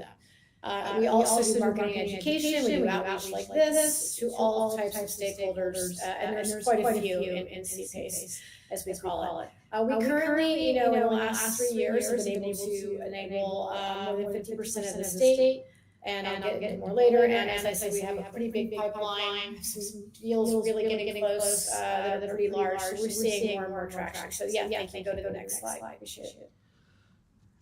So what is CPACE? And I will be honest, this is not the easiest kind of financing tool to explain. So please, when we get to Q&A, please don't, please ask me.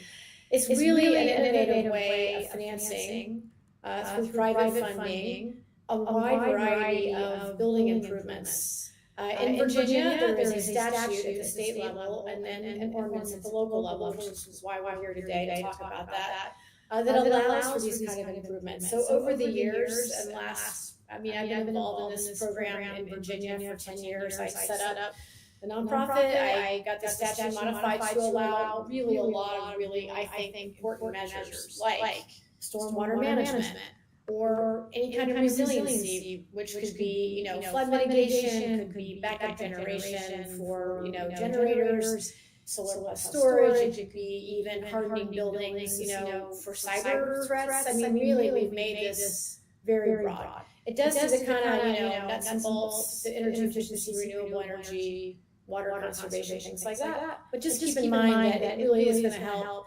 if you all feel like it's a good program, offer a really powerful economic development tool. So the way it works is established by state code, you pass this ordinance, and the reason why you have to pass the ordinance is because it's a voluntary, that is, the property owner says, I want this special assessment, which is pari passu to like the real property tax in terms of the waterfall repayment, placed on my property. So I'm senior to the first mortgage, I have to ask permission, that's statutory. But by doing that, I unlock really very attractive financing. So next slide. Thank you so much. So what can you do? You can pretty much do any kind of project with the exception of single-family residential. That being said, it's a property-based financing, meaning the lien is attached to the property. So therefore, the value of the C-PACE loan can't exceed the value of the land and any other debt on the property. So if your land is worth, and your building is worth 10 million, any mortgages you have plus C-PACE cannot exceed 100%. And I only say that because solar farms, I think, sometimes are controversial, and I say that's a hard sell for PACE because the land value is pretty low. So I don't discourage it, I'm just in case that's something that might come up in some of the counties. We don't see solar farms really getting financed for C-PACE. It's a lot of new construction, multifamily, senior housing, conversions from office, lots of, we even see medical, we're starting to see maybe a few data centers here and there, but it's really a lot of kind of traditional uses, I would say. We see it in a lot of parts of Virginia. Hotels is a huge one.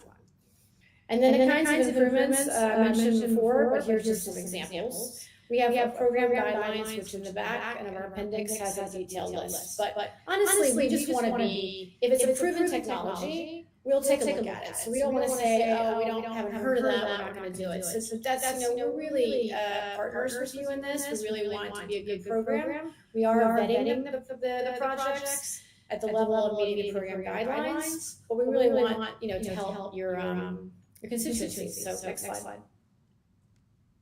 If you can, there you go. Thank you so much. So I think this was mentioned by Mr. Weekly, but I just want to think that this is exactly the way we see PACE really helping Madison County. Say you have a project, we actually have an active project in the county, but there may be more. I've heard this other potential boutique hotel that might need potentially financing. So that's completely in the wheelhouse of PACE. So say, for example, you have a $20 million hotel, it's valued at $20 million. But your senior lender really doesn't want to go above, say, 12 million in construction debt. So that leaves, because of whatever, they're a little more conservative right now, the banks, So that means I have a big gap. I have 8 million I have to put up, with equity. So what PACE can do is typically offers up to 35% of the value, stabilized value, if needed. And it's basically offering financing that's based on the useful life of what you're putting in it.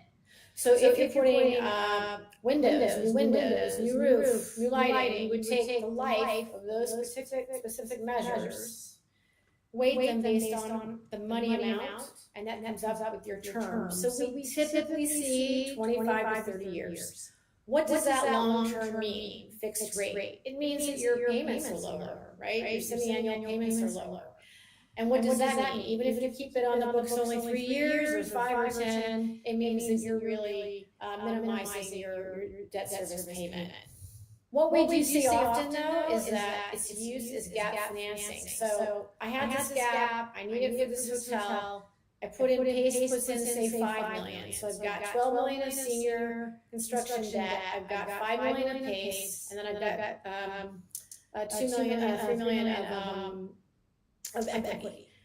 It gets stabilized, the value increases, and then at some point, they're like, hey, you know, I really just wanna pay off the PACE part, and I'm gonna, you know, convert it to a long-term, say, pension fund money or insurance money, which is very cheap, right? Construction lenders also don't wanna stay in a project forever, so they're trying to get out within, you know, 2 to 5 years, so PACE can be paid off. Doesn't have to be. It doesn't accelerate, because as a special assessment, it stays with the land. Until either you prepay it, which that's negotiated between the private lender and the private property owner, or you can keep it on the books as long as you want. So you have that flexibility, but what it means is that it really is valuable in terms of helping projects pencil. We've seen that pretty much in all 4 deals that have closed to date, and we're definitely seeing in some of the projects that we have right now in underwriting that PACE really is what's making or breaking the project due to, you know, conservative bank kind of underwriting, and due to, go to the next slide, and also due to just rising construction costs, you know, they're quite expensive. This is just an example of an existing hotel in Petersburg that used CPACE. It also used, I think it had an IRF, I believe, grant. It had some money through tax credits. It had a loan, I believe, from the EDA, or grant from the EDA. So it had lots of different kinds of financing, and PACE was what got it over the finish line. So it's a beautiful hotel. I actually stayed a few weeks ago, and really, you know, it's great to see how it really transformed that part of downtown Petersburg. Next slide.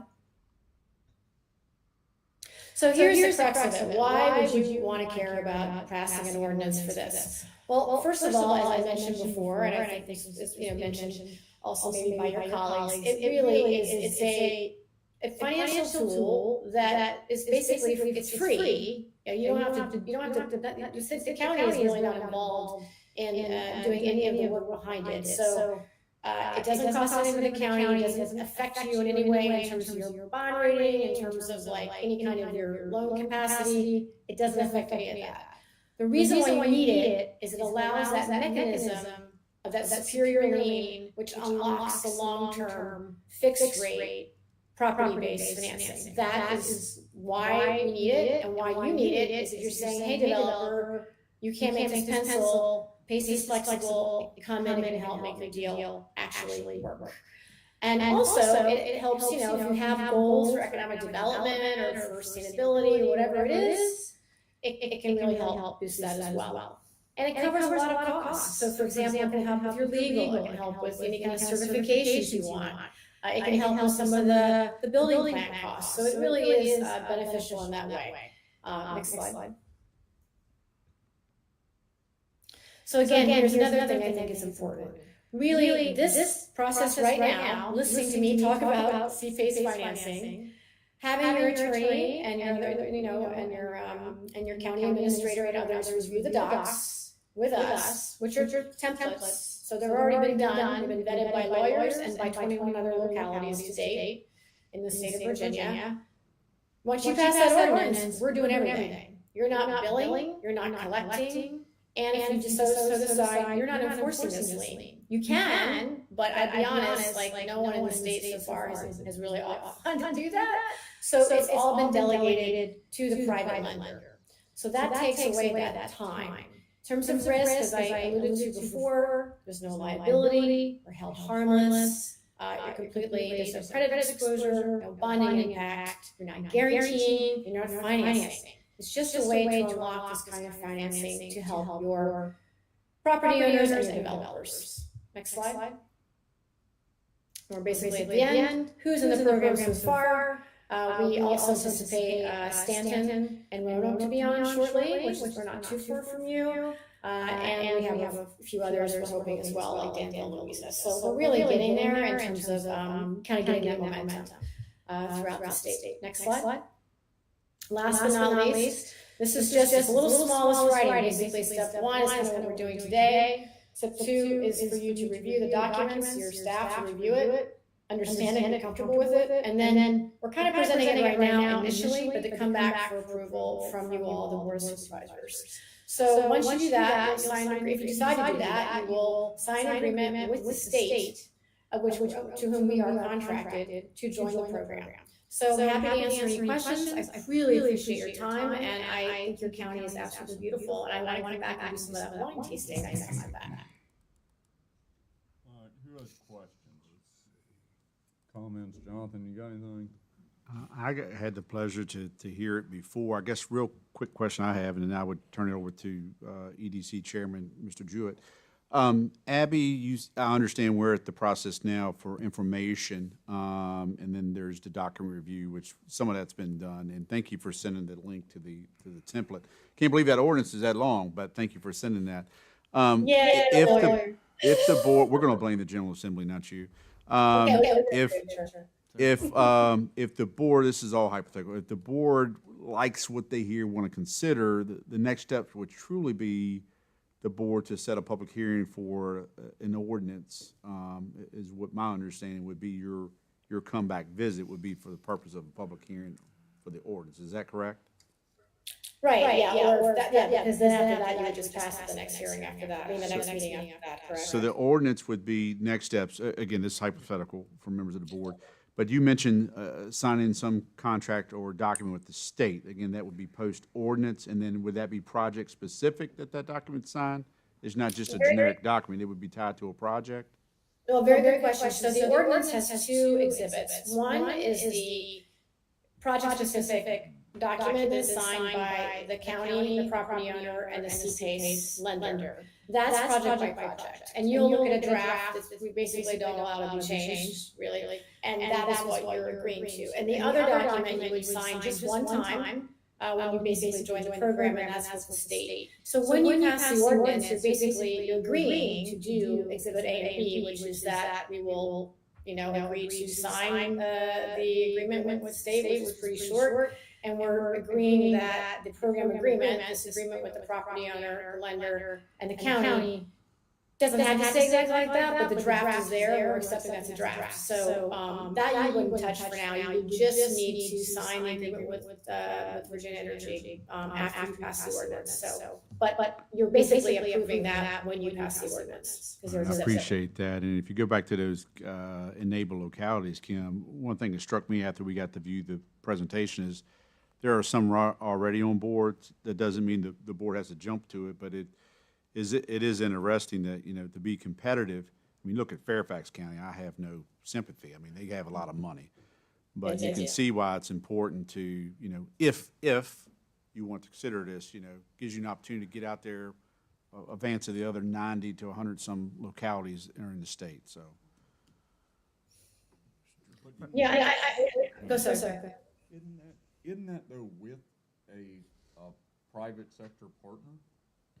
Because that's one of the exhibits as far as the passing of the ordinance? Yeah, these are all, if I'm understanding the chairman's point of question, Abby, these projects, while yes, the county may be the vessel, but they're all private projects. They're not public projects, correct? No, they're not public, no. They're all privately negotiated term sheets that look a lot like a loan, except that, the county has to, they're basically signing off by signing a document with the property owner and the CPACE lender that this is a special assessment lien attached to property in the county of Madison. So that's what that purpose of that document that then gets recorded in the land records. And that's important statutorily to have that recorded and visible. So when you do a title search, anyone who did that would see that there's a CPACE lien on it, which is important for transparency. And we discussed and agreed with the Virginia bankers on that at the time of passing the statute.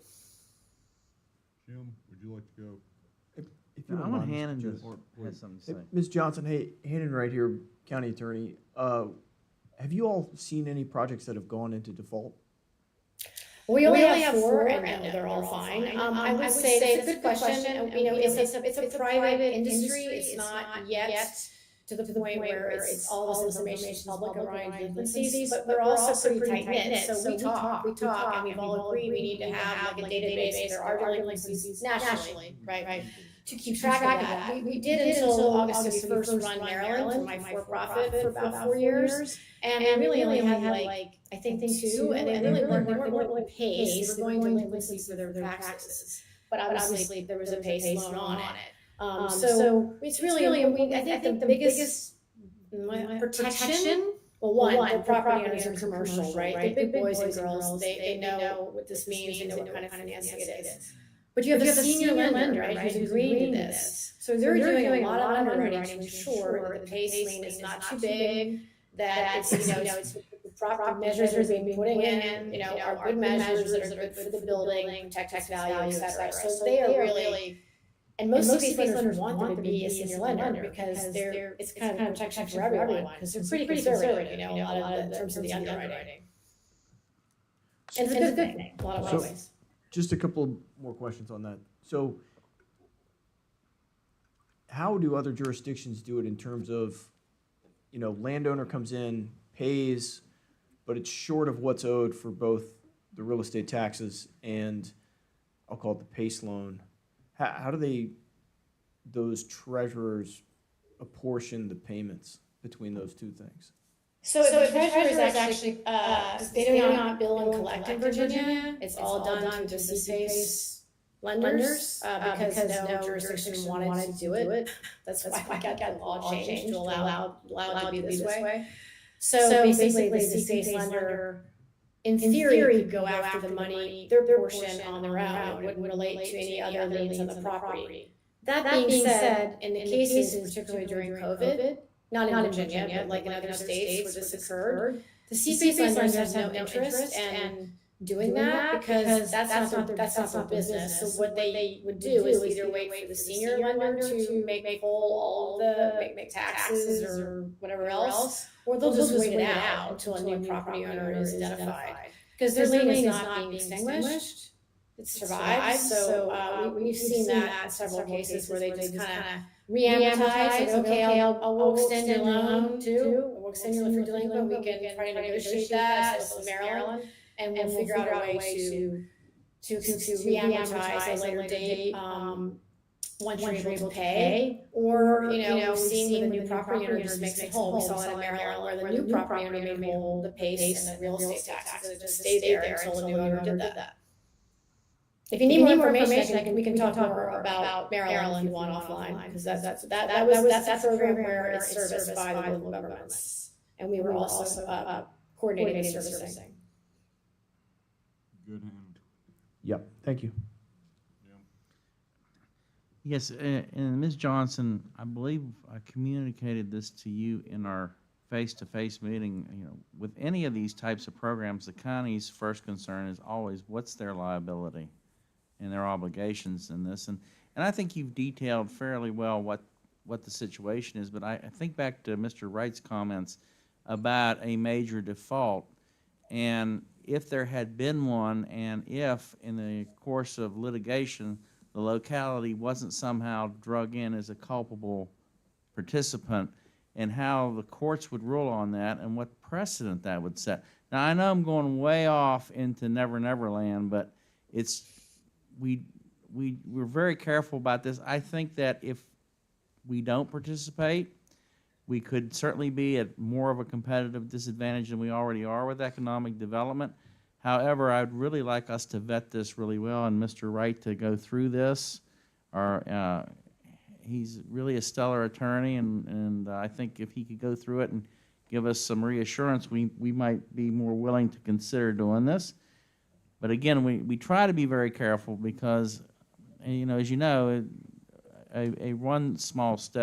one misstep like this could really put us in a bad situation. I don't know how the rest of the board feels about that, but. I'm happy to look into that. Reach out to Ms. Johnson, too. Okay, thank you, Mr. Wright. Thank you, Ms. Johnson. Anybody else have questions, comments?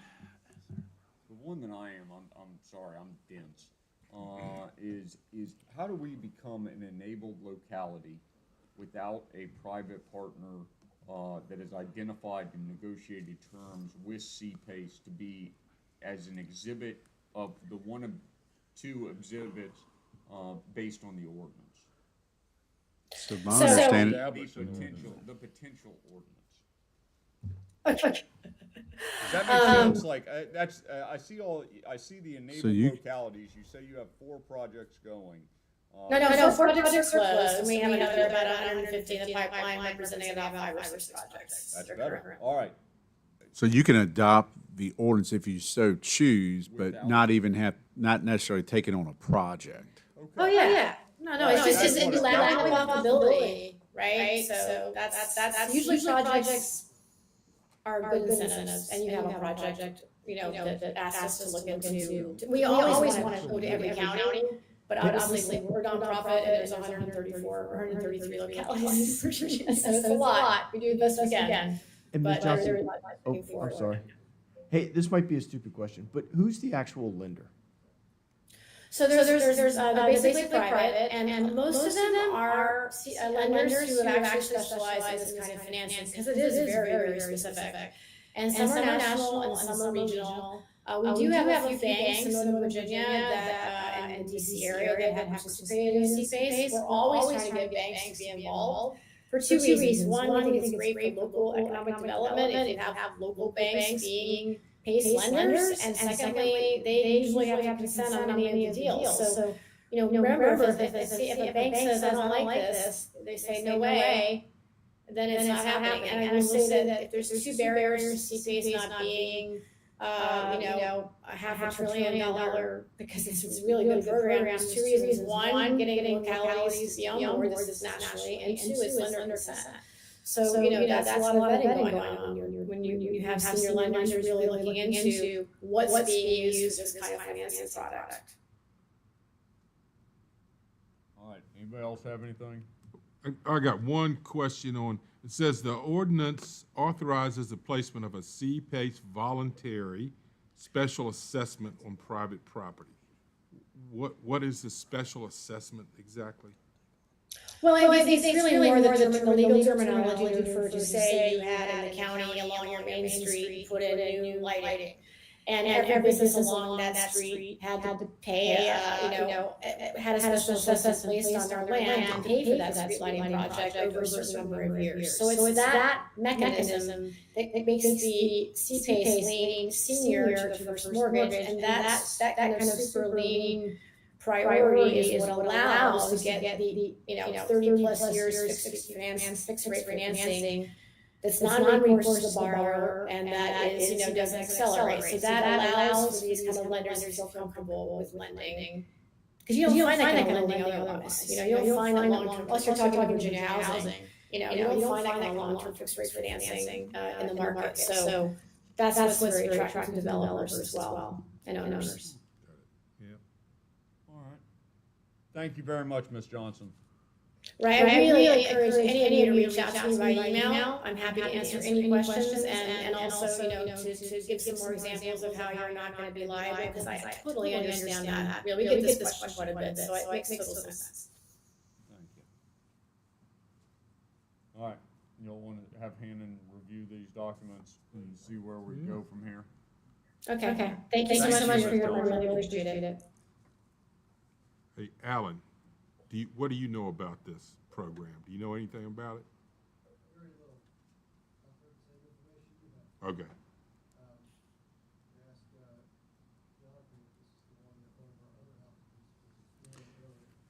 Yeah, I didn't want to mention any projects by name. We do have I know an interested party that the board's approved one of their projects in the past, so it's stopgap funding. A former, the RRF applicant who was not awarded that grant would also be interested. What struck me, Alan, I've said Mr. George heard me say this, is that, again, it's board's choice, but if this is a tool in the toolbox, it gets a little, I have a lot of higher energy put in economic development, Tracy can tell you that, but it frustrates me some because this board goes through a lot and takes a lot sometimes in approving these economic development projects, and then they just sit there for whatever reason. And funding's probably a part of that. But certainly there is we found out about this through someone who has a project in the county who would like to see this be a vessel for them.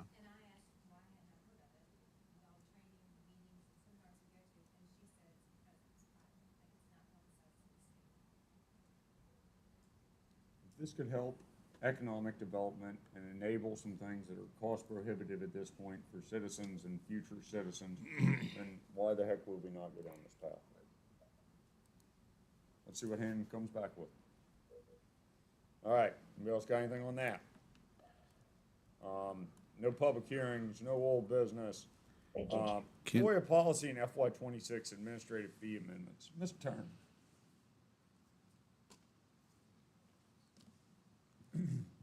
What? No, thank God. No, 3 is the number. No more than 3.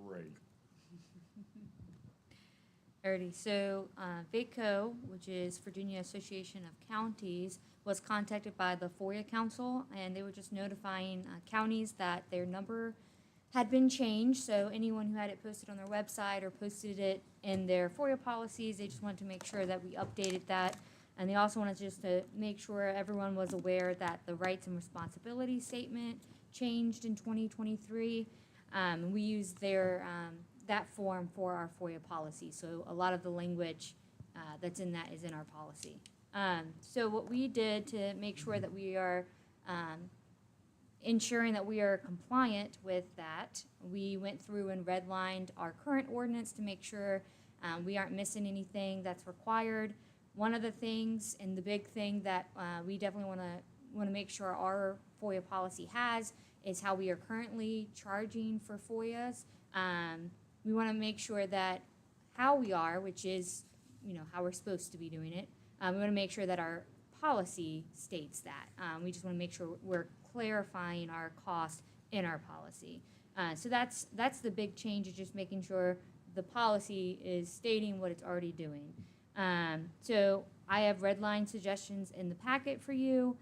A lot of it's just grammar, really small things, and some of it you could leave it as is. I just was going off the template. And then our administrative fees is set up for fees like this, but our current FOIA fees and how we're charging aren't listed in the admin fees, so I think that's important to do as we try to clarify that in the policy, to also clarify it in the admin fees. Now, the admin fees are adopted by resolution, so that would be a public hearing. So if you did decide you liked this and would like to move forward, it would be needed to advertise twice and done through a public hearing. I won't go through all of these red lines unless you would like me to, but I want to really point out the one I just told you about was the cost. And I just want to stress that this isn't any change to what we currently do. This is just being formal and putting it in our policy. So the cost, this is the big breakdown. And I can read it if you'd like, but it's there. We just want to clarify that we don't charge for everything. If it's something that's really quick for us to give to folks, we want to give them information. We want to be transparent. But if it's something that is going to take a lot of time, we want to make sure that we're being fair. And we are charging, we tend to do per staff's hourly rate. And then, you know, we also wanted to throw in, you know, if someone asked us, that most of the time people want an email, but if they ask me to make copies of, you know, a crazy amount of documents, we want to do that, but we also want to be fair to the cost, because, you know, it's not free to print things, and, you know, you have your printing cost, your paper cost, and things like that. Flash drives cost money, so we wanted to make sure we represented that in the policy, but also the admin fees. So in the admin fees, we don't currently have FOIA. All of these are current standing. The only ones that aren't current are the ones in red at the very bottom. I'm sorry, it's taking me a while to scroll there. And you normally approve this during budget season, so this is a little out of pocket. All right. And I am happy to answer any questions and let you know where I got some of this information and numbers, and Hannon reviewed this and helped me pull some information from other counties to see what they do. The really important thing with this change is to make sure we're just clarifying to the public how and why we are charging for FOIAs. You good, Hannon? Yes, I'd say, I mean, first, I think the county does a good job with FOIA management and responses, and this is a way just to make it more predictable for people how we calculate it.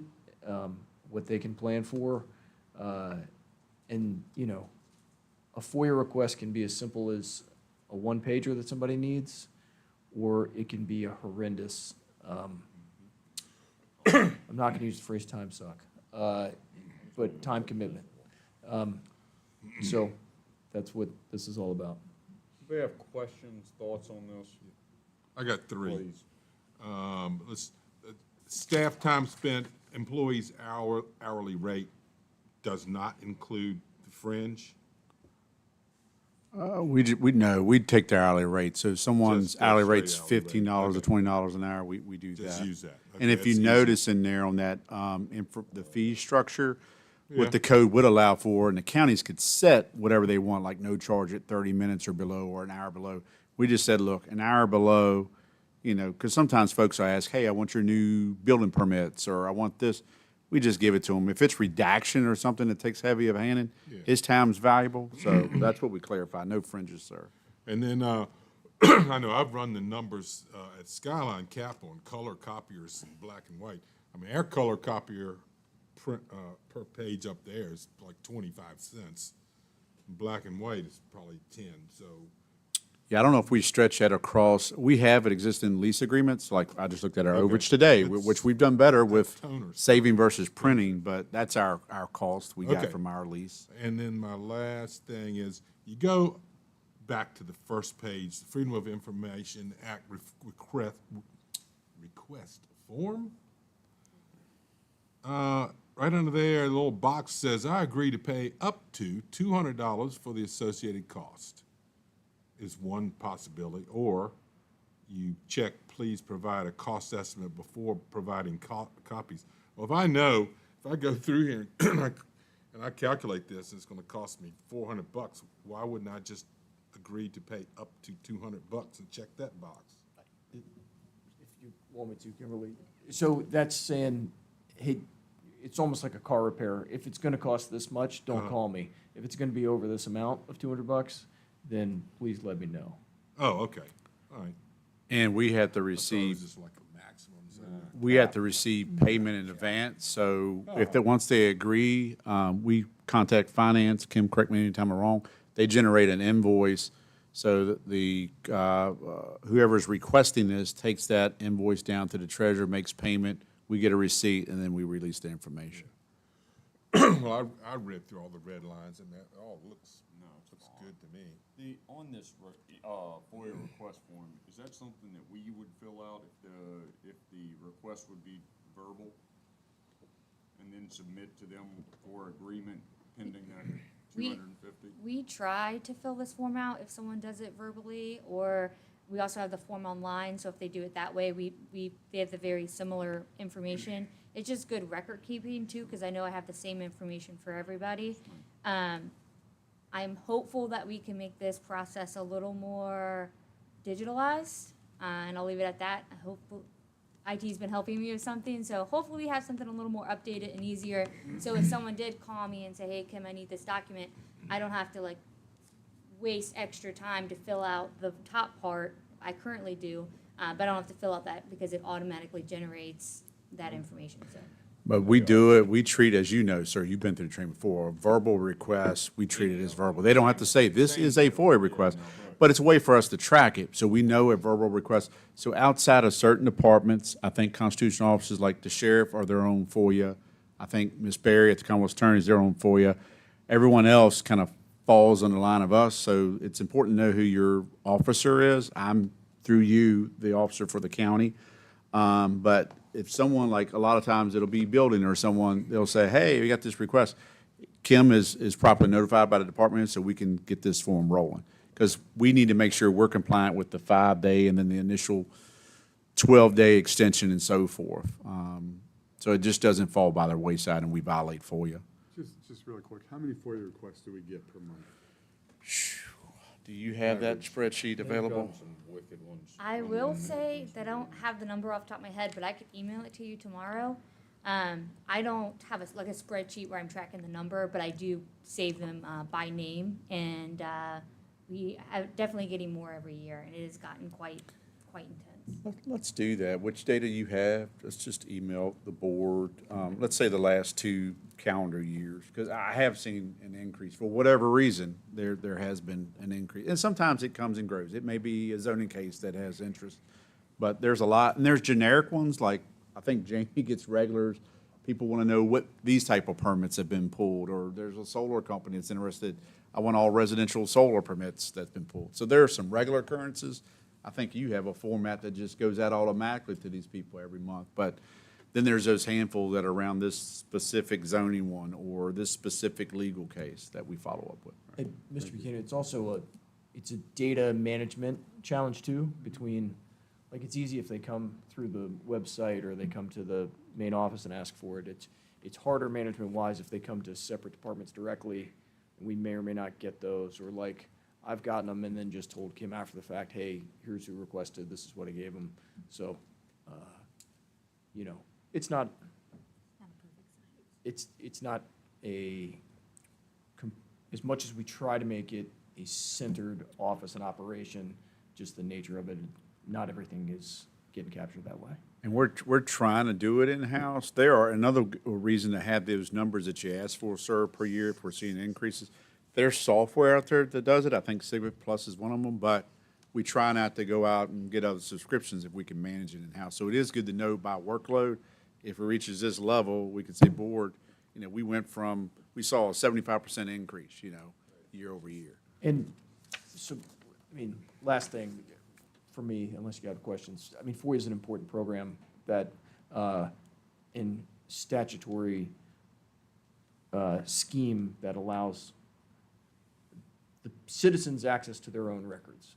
And so we try to get it right. And also, you know, there's a stick that comes along with it, which is if we run afoul of it, then it can be expensive for the county in a way that we don't want to have to pay out. So for all those reasons, this is an important piece for us. So we would just, if you're in agreement with it, I would like to ask the board's blessing to advertise for a public hearing. So what you would do, and correct me if I'm wrong, Hannon, one, we would have the hearing for the administrative fees, because generally you set them every year during the budget. This would be outside that point in time. But you have that, and we can do, I guess, a resolution or something, separate board action for the adoption of the policy. Know that we're going to treat it as such, so even though it's red line, we're treating because that's state compliant. But we would like to, if the board's okay with it, set a public hearing. You want the November meeting? We're doing the same night. Yeah. Same night's fine. Yeah, of course. When do you want to do it? First meeting in November? We're going to have to, Second meeting in November? I think we need 2 advertisements. why don't we do it let's just say what do you think, the first regularly scheduled meeting in November, in which we got to talk about that here in a minute on our information correspondence. Everybody good with that? There you go. First meeting in November. All right. Excellent. And we'll set that date here in a minute when we get the information, because we're going to have to ask them for a reschedule for Veterans Day. All right, thank you. So is that? Yeah. That's good enough? That's We what don't we're need a vote? Okay, got Good. it. All right. Alan has a hard stop at 6:30, but he's going to get through it pretty quickly on your next item, Mr. Chairman. Good. Solar ordinance amendment. Mr. Nichols? All right, gentlemen. So in the middle of September, the county administrator received an email that I was copied on from a company called First Solar and requested a meeting to discuss our commercial solar energy facility ordinance. There was a change in the state code that was snuck through this year, and it's a single sentence. I'm just going to read it. No state agency, locality, or political subdivision of the Commonwealth in any request for proposal, procurement agreement, contract, ordinance, policy, permit, or accompanying document shall prohibit or otherwise exclude from use any materials contained in or products associated with solar photovoltaic equipment and facilities that are manufactured in the United States.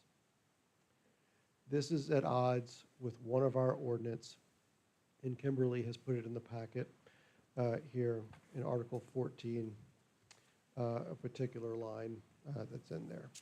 Our ordinance does require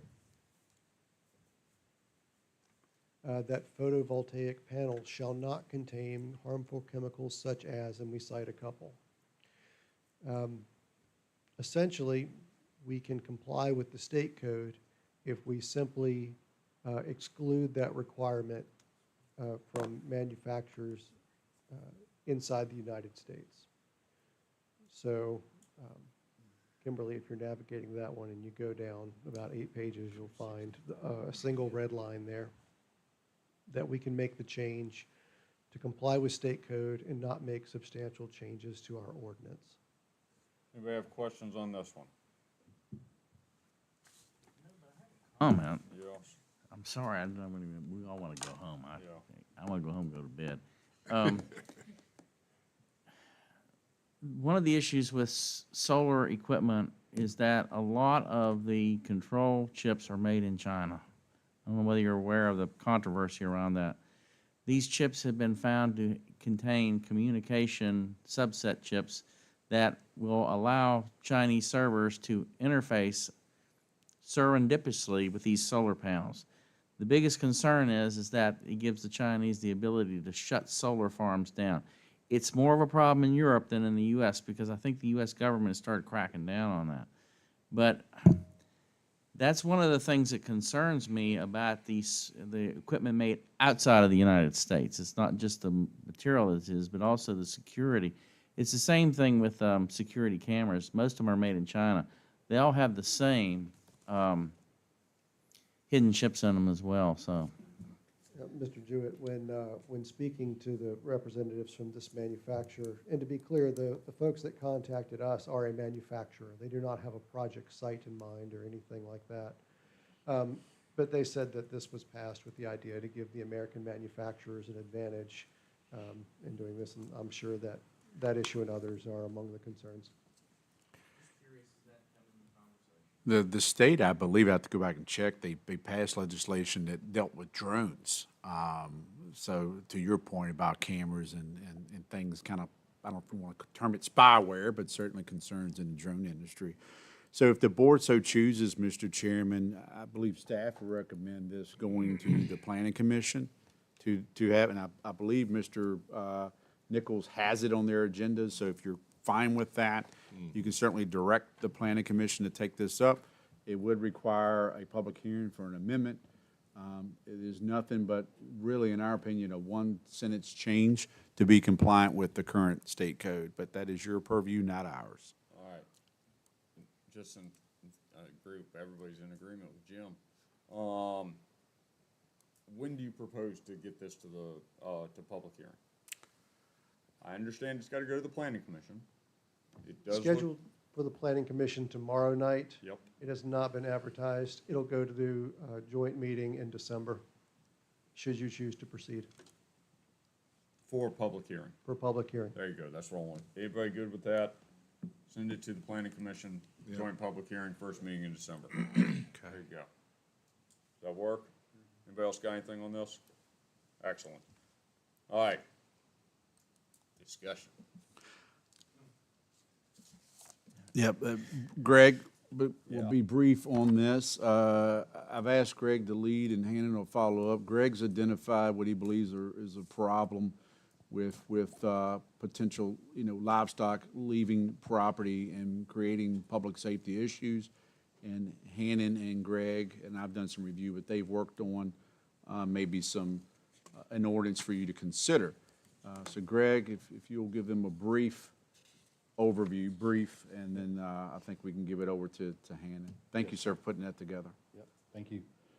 All right, so again, we're not targeting everyone. We're just targeting the repeat offenders so they correct the issue. We understand when you have cows, livestock, whatever, they're going to get out, act of God, whatever. But when they get out every single day due to poor fencing, just refusing to address the issue, it's a problem. If you scroll down, so I put a exhibit together here, and you'll see this is actually a issue that we had, Exhibit A, that's within the county. January 31st, we had 11 a.m. You can see there was 2 animal control officers that responded. It was during the day. And then they were out again the same day, 7 p.m. 1 animal control officer and 2 deputies responded, and then it was 30 cows out that afternoon. Move right along to February the 1st at 7:30 p.m. 1 animal control officer, 1 deputy was out at that night. Moving right along, March the 2nd, 11:45 p.m. We had 1 animal control officer and 3 deputies out. March the 10th at 6 p.m., we had 1 animal control officer and 3 deputies with 10 cows out. It's always in this particular address is in a really bad curvy area. And I just want to put something together to show you like the amount of response that animal control and sheriff's office are responding to. So within 38 days, we had, this individual had livestock out 5 times. So we're trying to put an ordinance together to try to address the problem so they will go ahead and resolve this in a timely manner. Mr. Chairman, I would like to use you as an example, since you own livestock in the county. So come February, I've been here 18 years. I put his cows back in 3 times. That's reasonable. Not every single day, and that's what we're addressing. I want make that clear. We're not targeting everyone, just the repeat offenders. I have spoken to a couple of the local farmers, and they're all in agreement that this isn't unreasonable. Their message is clear and the same as ours, that if you have livestock, keep them contained, keep them off the roadways. So if I may, real quick, Mr. Cave, the far right column of fence, and we're going to get into this here in a moment with Hannon, and I've had some conversations with the chairman, should they consider this, it's kind of a first, second, and third warning before a civil fine would be incurred. To the right, is this an assumption if the board would adopt this ordinance, that's how these offenses would be handled? Because we're not illustrating that this is how those occurrences were handled, such as giving a warning or a fine. Is that correct? Correct. All right. And then the second thing I would say is that we're not targeting an individual. What I would say is we are addressing a public safety concern. Certainly there are areas in this county where if you have livestock, large livestock out in hidden areas, it is a very danger. There is a cost, public safety is number one. There is a cost that all taxpayers pay. If you look at these gentlemen's overtime budget last year into this year, and we are thankful, the chairman was part of a roundtable meeting we had, and law enforcement has agreed to help in this area. There's a livestock book that has owners of properties that dispatch can talk to, but that's at the sheriff's purview if he wants to continue or has deputies available. So there's the public safety concern, but there's also the cost associated with of our staff having to come out in overtime just over and over again. We can get into this long. It's not here for the night unless the chairman wants to get into that conversation. This isn't about fence in, fence out. That's another matter. The Commonwealth Attorney has educated on this in the past. The state does have a statute that allows it, that views your property as the physical boundary. It doesn't mean you have to have a physical fence. So at this point, Mr. Cave, if you have nothing further to add, I'd like to turn it over to Hannon to talk about the potential ordinance language or any concerns he would like to address. Mr. Cave, Mr. Collier brought this, did a fair amount of research, which I appreciated on this. And so this is what we came up with. It's a little bit, originally there was a staff discussion about whether it should be animals running at large on highways. We could do that also, or if we should cater it to livestock. I think the decision we all came to was make it livestock, so I would need to make an edit there in terms of prevention of livestock running at large on highways and probably move it to Article 8, whatever, not a big deal. The other piece was Mr. Cave had talked about doing sort of the 3 strikes rule where it's a fine on the third one. my thought was, why bind his hands, and let's just give the officer discretion to be able to either impose the fine or give a warning. So I think that's an open discussion if we'd like to do that. The other piece was livestock. We've got a definition in the zoning ordinance of it. There's one state law definition I found, it regulating slaughterhouses, but I didn't see the need to define it again unless you all think that that's required. Our zoning ordinance has got it as domestic animals normally raised on a farm, such as draft horses, cows, swine, goats, sheep, poultry, etc. You've left goats out. That needs to be in there. Goats is in there, goats is in there. Thank It God. specifically excludes Thank light you. horses or ponies Yeah. used primarily for pleasure riding as well as dogs and cats. No, that doesn't count. But this is, Dillon rule wise, this is absolutely permitted for us to be able to regulate this if we so choose. And the other part is, if animals run at large on neighbor's property, that's going to be a private matter for them to figure out. We're only worried about them getting onto the road. Fence out. On the 3 times versus discretion, which one do y'all prefer? So the first time we would give them a verbal warning. Second time, we could do something internal, we give them like a written warning. And then we would give them the civil penalty, civil fine. But that's different than that is policy.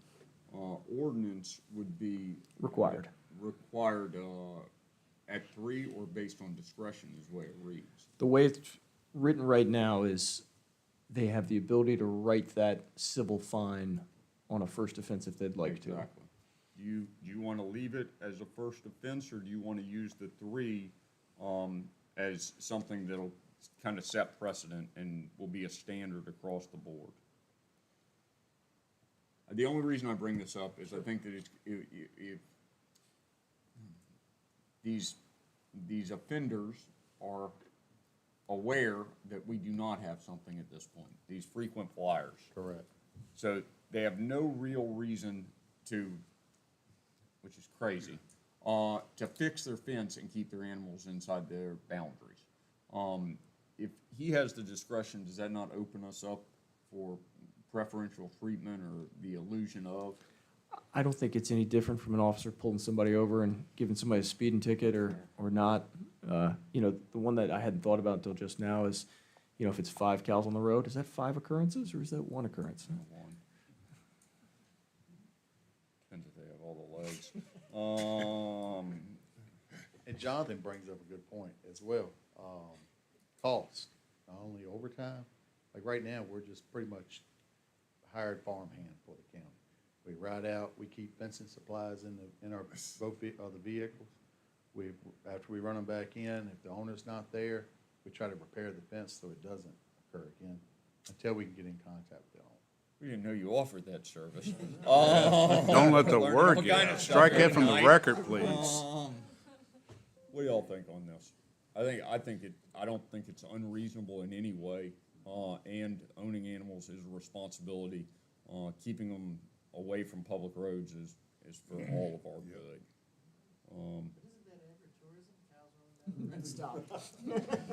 That's correct. To be continued.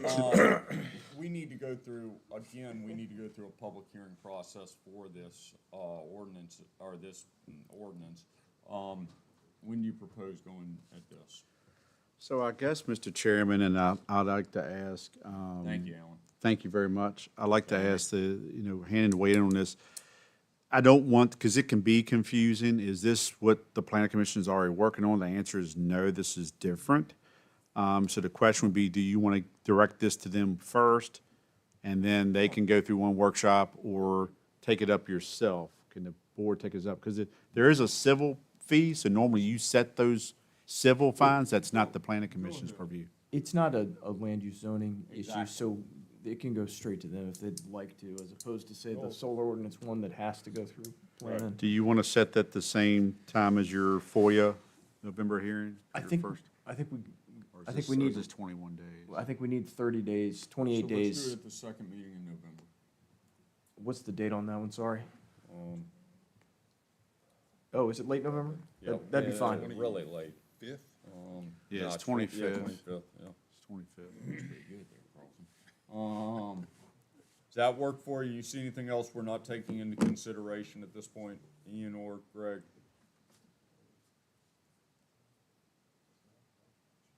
Anybody else got anything on this? No, but I think it's doing these folks a favor, because if their cattle keep getting out, when that cow kills somebody in family, now they've got real problems.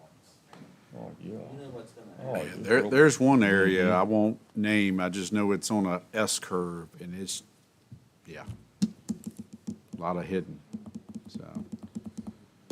There was like a Ford Focus down at Madison Mills, my neighbor, that a bull got out of that yard, and they hit it head on.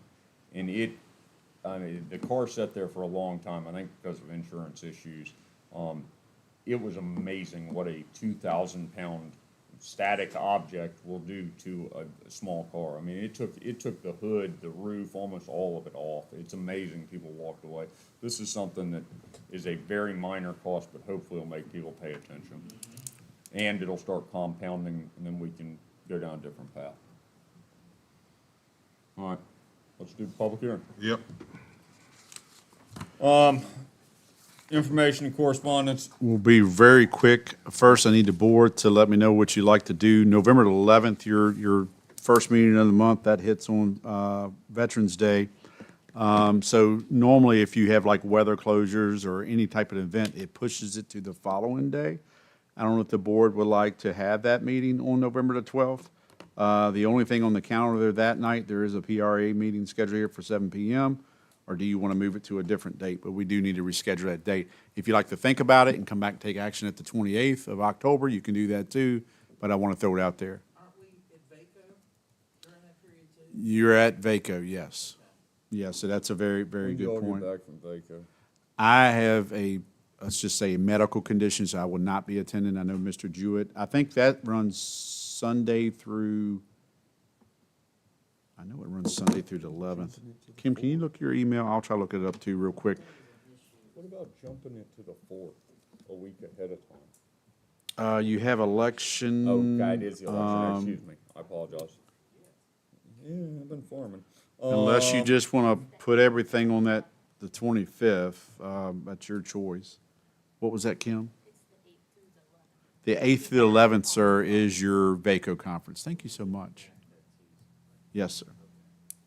I think last year it like ended at lunchtime, or the people who were there left at lunchtime to get back in time for the. And if you want to have it tonight, we can make that light. One, I'll keep myself brief, but two, we can dispose of some of the department reports if you On the want to. 11th?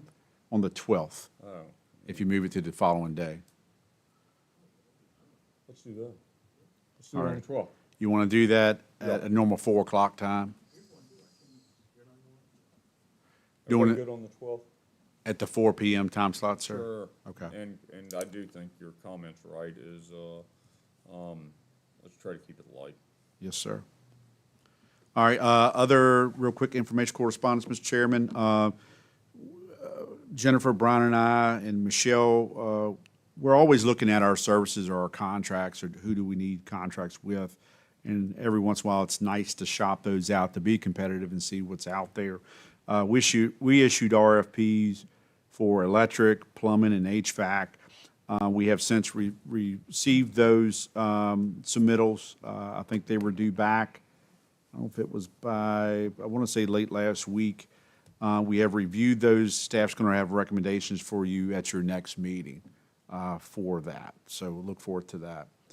And then, let's see, we talked about the reschedule of the date. I think that was everything, sir, under information correspondence. All right, anybody else? Public comment? Public comment? Yes? No. We omitted that at the beginning of the meeting, or the chairman removed that. That is not ready. That will be, just good you pointed that out. That will come back, assuming everything's in line. Contract we have back, hand in solid on that, waiting for the funds so you can do the supplemental if you so choose so. So that will come back on the 28th. Good question. public comment? Thank you, Greg and Ian, for putting that together. Really appreciate it and sticking through this very educational meeting. Yes, sir. We do have a closed session. Thank you. So, Mr. Chairman, I move that the board convene in a closed session pursuant to Virginia Code Section 2.2-3711A1 for personnel. Motion's made and seconded. Further discussion? Hearing none. All in favor signify by saying aye. Aye. Opposed, same sign. Very good. See you, Grossing. This conference is no longer being recorded. Yeah.